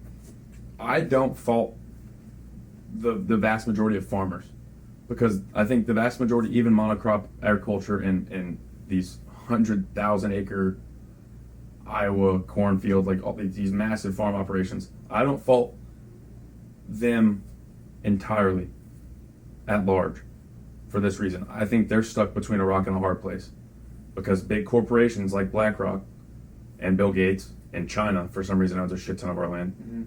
They buy this land. They have so much of it, economies of scale. They can make more profit. so they lower the prices of certain things. So then these competing farmers, they make, like Will Harris, for example, he's a 4th generation farmer. Before him, it was a monocrop gig. So like these farmers are, oh shit, dude, I'm not gonna make money. Like I'm literally not gonna make money unless I adapt to their, because it was kind of, what's the word, pushed is like the only way out. Yep. And the reason I think Will Harris, basically, let me finish that thought. They're pushed to the edge where it's like, okay, you can either jump and leave farming, or you can do as the big man tells you and buy a fucking 1 seed and grow that and buy some combines and all this stuff. So that's why I don't think that farmers at large are at fault entirely. Will Harris is so powerful in my opinion because he's proving there's a profitable, which is, people can say whatever the fuck they want, but profit is important. Like if you cannot make money, It's a business. you will not live. Yeah. Will Harris has found a way to make it an entirely profitable operation. He's basically damn near employed the entire town of Bluffton, Georgia. Yep. And he went on Joe Rogan and said something so fucking profound. Rogan asked him a question, something along the lines of like, do you think that you'll ever be able to feed like a certain amount of people? He said that he doesn't want to feed people in California. Yep. He does now. He doesn't want to feed people in New York. Yep. He wants to feed people in Bluffton, Georgia, and the people surrounding. That goes back to how we used to be. Mhm. That's what I'm saying. We need to go back to having those relationships because it's a huge overhaul of going back to being decentralized but also local. And again, that's why I'm huge on education, because of exactly what you're saying. It is a wicked problem to solve. It's a massive effort, a lot of money, and a lot of change. I will push back. There are a lot of conventional farmers that are absolutely the problem, and they think what they're doing is okay, and they're making a lot of money, and that's because of all the subsidies. But then there are also a lot of other people that are and stuck in a rock and a hard place. Because you think about, you're a 5th generational farmer, this is what you've been taught your whole life, you have so much money invested with machinery and equipment and, upgrading your farm. And so you've had all that hard work, and then you're going to have to overhaul all that. Because changing from conventional to regenerative ag takes a lot of years, a lot of changes, and it's very expensive. So I get it. That's why I was saying it's a huge, wicked problem. Go ahead. Well, what do you think the answer is? And yeah, I want your answer, and then I'll add to it. You just slowly implement regenerative changes, and that could also just be there's a lot of people that also are, I guess, consultants, to where they know what to implement. So example for like cover crops, you could just start implementing and integrating that with your monoculture farms, to where you start adding diversity to your farm, which brings back health to the soil. So it's more on education from that, because, for example, he's on Twitter, his name's Sam Knowlton, incredible guy, very knowledgeable, and he does a lot of consulting, to where he'll just visit farms, and, for example, he's huge with coffee farms specifically, so he travels to South America, he learns how they operate, does soil tests and whatnot, and then he'll give them recommendations to implement, and they'll do that, and then they'll just iterate and whatnot, and that works. And so there's more and more of that happening. I think that's huge. I think that's one big piece to do that. Yeah, but also the reason I asked that is because I think, I'm not saying Will Harris is the answer, but it needs it needs to be profitable. That's like baseline, really. Yep. Because the problem is the government pushes. This is why I think the subsidies, the government and these large corporations that provide the funding for the subsidies, push these farmers up to the brink, because it's like, hey, you could do this regenerative shit or whatever and maybe not even make money, maybe lose money, maybe do this, whatever, or you can keep doing this shit and we'll give you a subsidy so that you can make sure that you have at least a certain amount of income. Whereas Will Harris, I don't know if he's subsidized at all, maybe slightly, but he certainly doesn't live up to or obliged by most of the regulations of big farm. And he's profitable. It's community, because he literally, I'm not kidding, I think the number he says like 80% of Bluffton is something crazy like that employed by him. It's not popular, what's the word, marketable. Like, people enjoy it. The product is phenomenal. He's also figured out a way to take instead of just selling liver or ground beef or meat. They take the hides, they make leather goods, they make belts, they make bags, Yep. they sell raw milk, they have a store, they have a restaurant, like all this crazy stuff. So imagine if there was, because that's in Bluffton, Georgia, a town of like 200 people. Imagine if there was one of those in Lockhart, Texas, and then in Wielding, Texas, and then 15 or 20 outside of San Antonio, Yeah. and then 10 or 15 outside of Austin, Dallas, Fort Worth, Houston. And so all of these things. So instead of going to the store and buying from the farmer that you actually have no idea who they are, you have no idea where the food is even from, you have no idea what they do to the food at large. Instead, your whole point, and this is the shake the farmer's hand thing, I'm not saying like do what I did, because whatever, but take the hour drive to Jersey Barnyard. Go shake the farmer's hand. Go see the cows. Go see the land that they graze on. Go meet the people. Go buy the food from them, and then eat it. Yep. And then you're supporting local business. The amount of climate change from the importation of all these food products is literally reduced to one trip to the farm and back. So, I mean, I think that's the answer. It's having a multitude of the regenerative agriculture type farms and ranches. The problem that I'm thinking of right now is, as I'm saying that you mentioned, is getting people to do that. So yeah, that was what I was going to mention. Keep going back to education. So it's huge to educate the farmers about regenerative agriculture and profitability, but it doesn't matter if the people aren't buying their products. It doesn't matter if this is a good quality product, because right now the prices of regenerative meat is more than conventional meat, and that's all people care about. So you have to really, really, really educate them on thinking about time preference, because we don't think about the consequences at all. So eating nutrient-dense quality food will make us more healthy and feel better, thus not having to rely on healthcare and going to doctors all the time.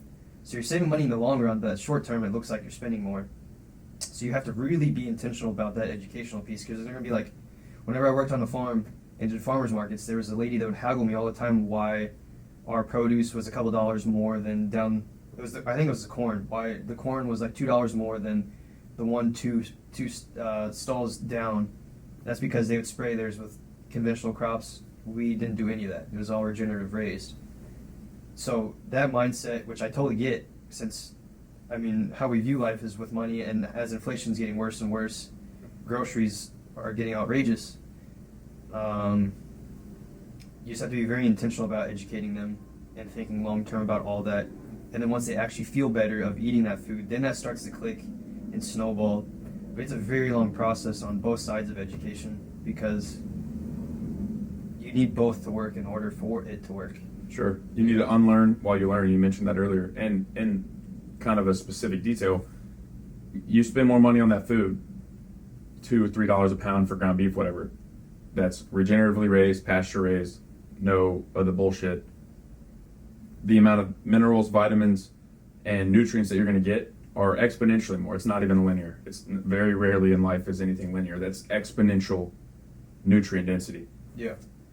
So you're going to spend less on supplements if you're even into that type of thing. You're going to, like you mentioned, I always say this, I've said it before, you invest in your health now or you spend on your illness later. That's how it goes. When you flip the paradigm, really in anything in life, from spending to investment. So like say, hey, I'm going to go spend some time with Ryan. Okay, instead of saying that, what if I said, hey, I'm going to go invest some of my time with Ryan, because my time is a resource. It's a form of capital, and it's actually arguably the most finite that we have. So if I view that as an investment, something in my mind switches. I'm like, okay, well, wait, I don't really like Ryan. Ryan's not a good guy. Why would I go I wouldn't invest money in a bad business. Mm-hmm. On the other hand, I fucking love hanging out with Ryan. That's a great investment. That's a high ROI. Yeah. Same thing with food. I'm going to go spend money on food.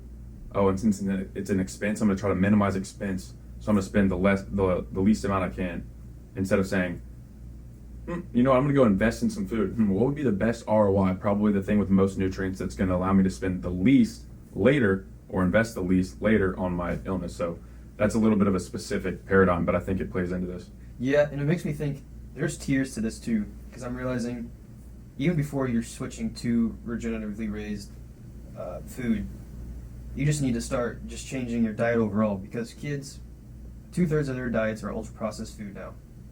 When you go to the grocery store and you look at the average person's grocery cart, it is horrendous. And that's every day, and they're feeding that to their children.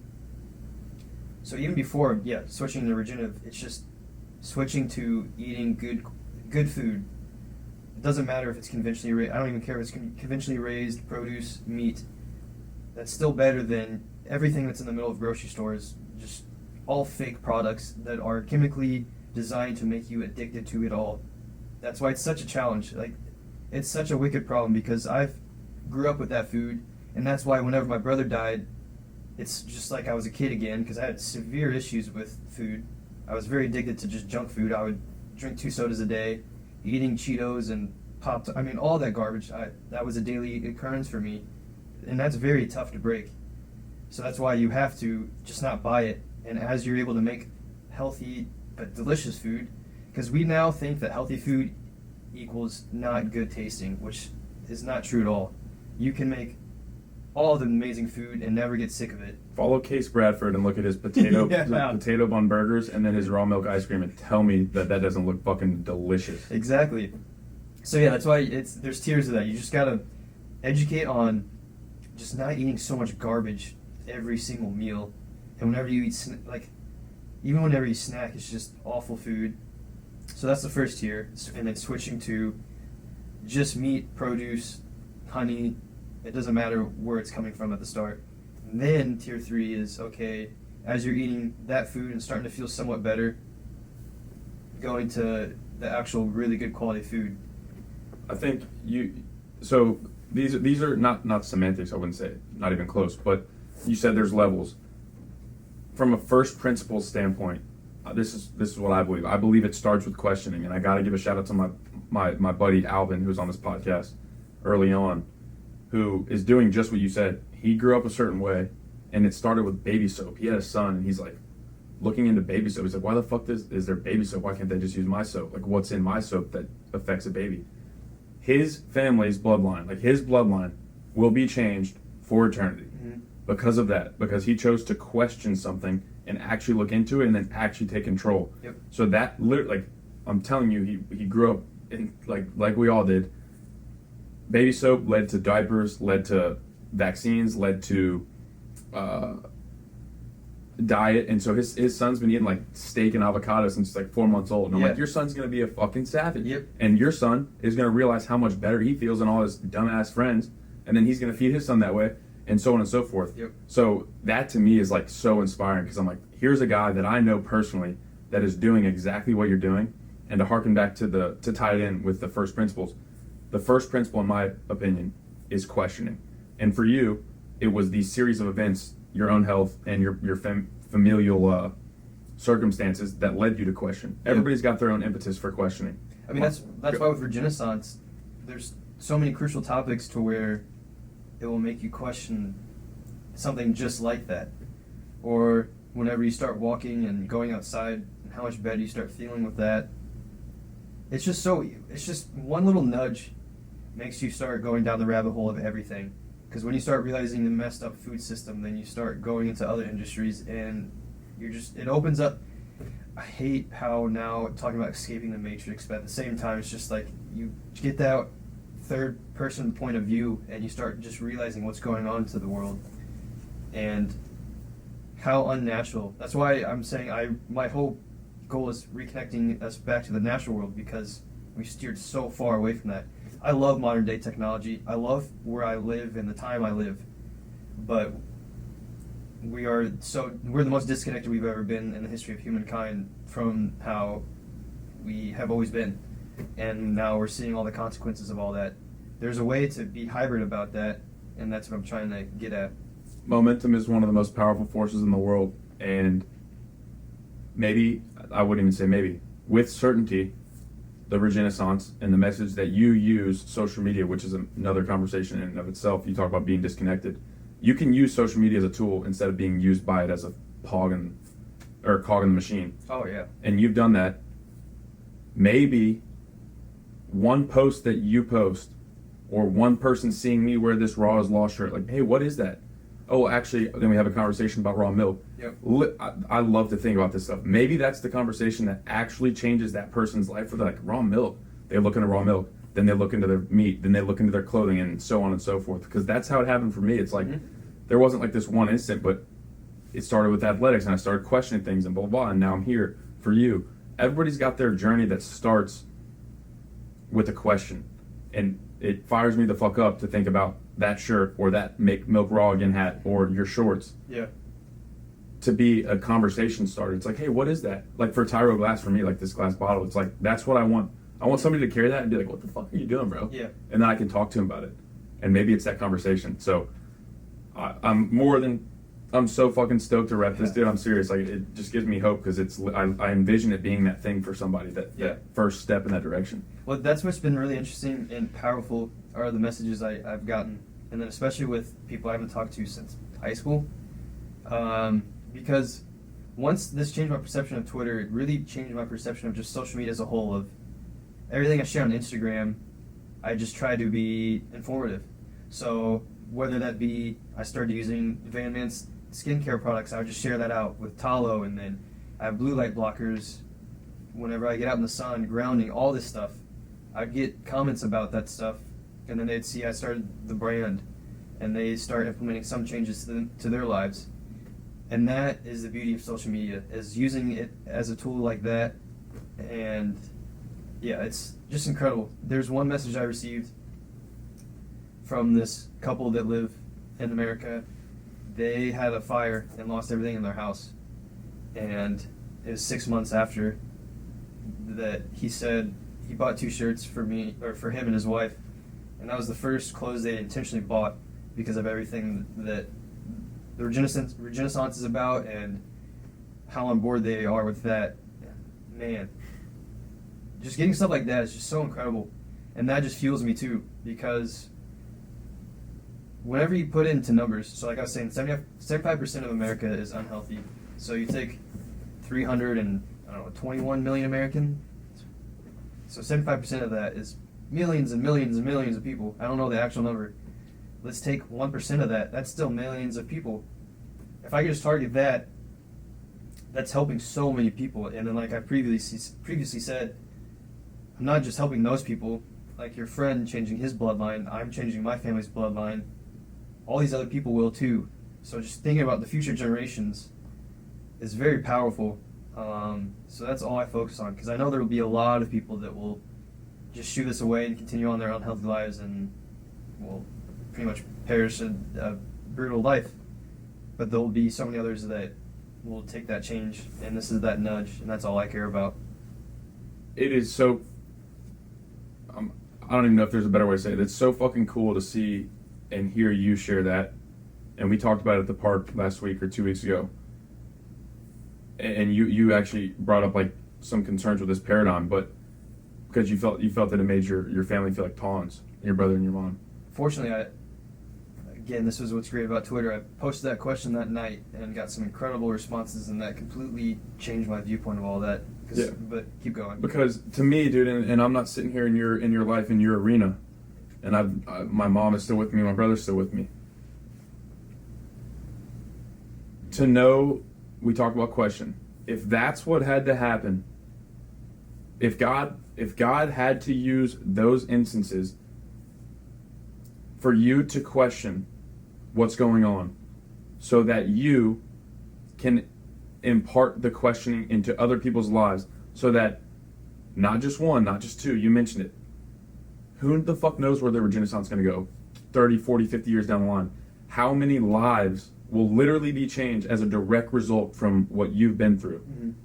I don't know about you, but to me that's like the most honorable thing that you can do for your brother and your mom, in my opinion. If that's what it took for you to get to the point where you were and take that step so that you can impact literal bloodlines and generations, then I can't imagine a more honorable way or a better way to honor their lives. I agree with that. I mean, that thought, while I was figuring out my life, that was a daily thought of, I just went through hell with my brother. He essentially was tortured alive for 6 straight months to just die. He obviously loved life too. If I'm just doing nothing with my life and just withering away myself to where I was digging myself an early grave, I would just be pissing on his grave. and my mom's and everyone else in the Griggs family line that sacrificed so much for me to be where I'm at now, living in such an incredible time. I know there's still a lot of shit going on, but that's how life has always been.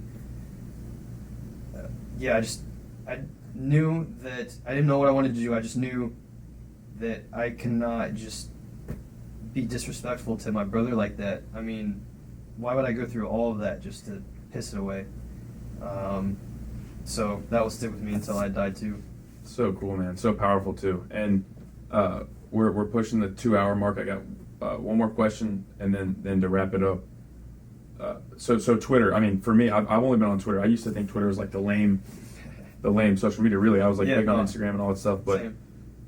being a part of that esoteric community and like really like starting to, I have like 90 followers, but like I'm starting to like really build relationships. Like having Case on, you, just other people, Vance, who's been instrumental to my growth thus far. Just having conversations with people. Twitter is so powerful if you use it correctly and you consume it correctly. Mm-hmm. You are intentional with what you put out and intentional with what you put in. And it's been instrumental in your life as well. Like so my question is this. There's somebody out there that's like, I want Twitter, but like I don't really like it, blah, blah, blah, blah. We'll see. Maybe let me start and follow five people. Who would you tell them to hit the follow button on? It's a good question. Because Twitter saved my life. It was the greatest thing that I've ever done, was using Twitter the way I did. I would not push back, but I would challenge that word usage. I don't think Twitter saved your life. I think the people that took the exact same step that you did and started sharing things and connecting with people. So, because Twitter is like... Well, I guess that's what I meant. Yeah. It's just like, to me, it's like the actual usage of the words is like the people that connected with you via the medium of Twitter, and we're doing the exact same thing that you're doing now, sharing your story and trying to help people and connect with people. They saved your life, and I think that's so cool to hear. Sorry to like... No, you're good. I will say Zach Hummel, he was instrumental for me for mindset from the very beginning. Let's see who else. Noah Ryan, because he is a great example of the healthcare failing him, putting him on all kinds of drugs and SSRIs growing up that just destroyed his brain, and he just became obsessed with fixing it, and he did. And he has a wealth of knowledge to share, and he's very good at writing. I'm trying to think who else. Helios Movement, George Furman. Again, he shares just an incredible amount of amazing knowledge. It's super helpful. And then I'll add, if you're a woman, I don't know their Twitter names Juliana Lung, she just started Verisalt. She's great for woman health, because that's very important as well. Because actually those open up my eyes to a lot of women's side of health too. For example, birth control. Before Twitter and learning that, I was one to push using birth control, and I realized how evil that is. And then Andra, bioavailable MD or whatever. Yes. Great follow.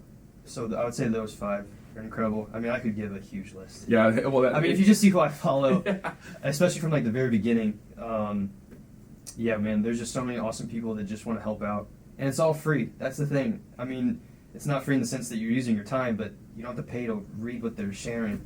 That's what's so incredible, and it's so valuable, because they truly just want to help people, because they know themselves what they have gone through and all the hell they had to endure, and so they want to help others to face that stuff, because a lot of times the people that they think that they should be trusting aren't really helping, in most cases worsening things for them. So this is a good alternative. Right on. That's a great answer. And I pretty much wrap up every show the same. The Tyro experience. Tyro means novice or beginner. Stems from the Latin word meaning young soldier. And the way that it's kind of placed itself, that word, the way that it's placed itself in my life, means somebody who's in an arena, might be different than mine, probably is, picks up their swords and runs towards the middle, runs towards the opponent, runs towards the enemy, runs towards the darkness, towards the evil that exists, towards the malevolence, and fights. and stands firm in that arena. So my question to you is, what arena are you in? What are you running towards and picking up your sword and getting ready to yield, or wield rather? Deliberate misinformation. As a whole? Yeah. You want to expound on that a little bit? Just going back to what I was saying on just the educational piece, because I believe that it's deliberate misinformation about the food that we should be consuming, what's happening with our environment, with climate change. Those two pieces are huge, because I wholeheartedly believe it's deliberate, just for more control, power, and money. And it makes us sicker and weaker and more reliant on the higher powers. Because whenever you start questioning things and want to control your life more, that takes away their power and money. And I mean, that's why I'm so huge with Bitcoin, but that's obviously another conversation. There's no profit in a healthy person. Exactly. Except for the regenerative farmer, actually. That's the funny part. That's true. Except for your local farmer, honest to God. Yeah. And the word that comes to mind, deliberate misinformation, sounds a lot like deception to me. Actually, that's a better word is deception. It's actively misinforming. Yeah. Dude, I mean, I think we're at 2+ hours right here, man. That was awesome. That was. Thanks for having me. Yeah, dude. Can't thank you enough for coming on and like I mentioned, being vulnerable and authentic and genuine and sharing your story, because this is why, like, dude, having you on today makes me so proud of the Tyro experience and just having the opportunity to have any type of platform for you to come on and share that. Yeah. Freaking phenomenal, man. I'm really grateful to have met you and to start fostering a relationship. Where can people find you? So I'm currently using Twitter and Instagram at just the Regenaissance. My website is theregenaissance.co. So I'm actually, right now I just have the shirts, but the hat that I'm wearing and the shorts are released on Labor Day. So I'm assuming by the time this is out, that'll already be out. A lot planned in store for the actual apparel, but then also a lot planned just for education as a whole. Very stoked for the rest of the year, and I can't wait to share all that stuff with everyone. Yeah, give him a follow, guys. It's a lot of really good information, a lot of really good threads, and then check out his following list to see who else you should follow. Thanks, Ryan, man. I really appreciate it. Yeah, man.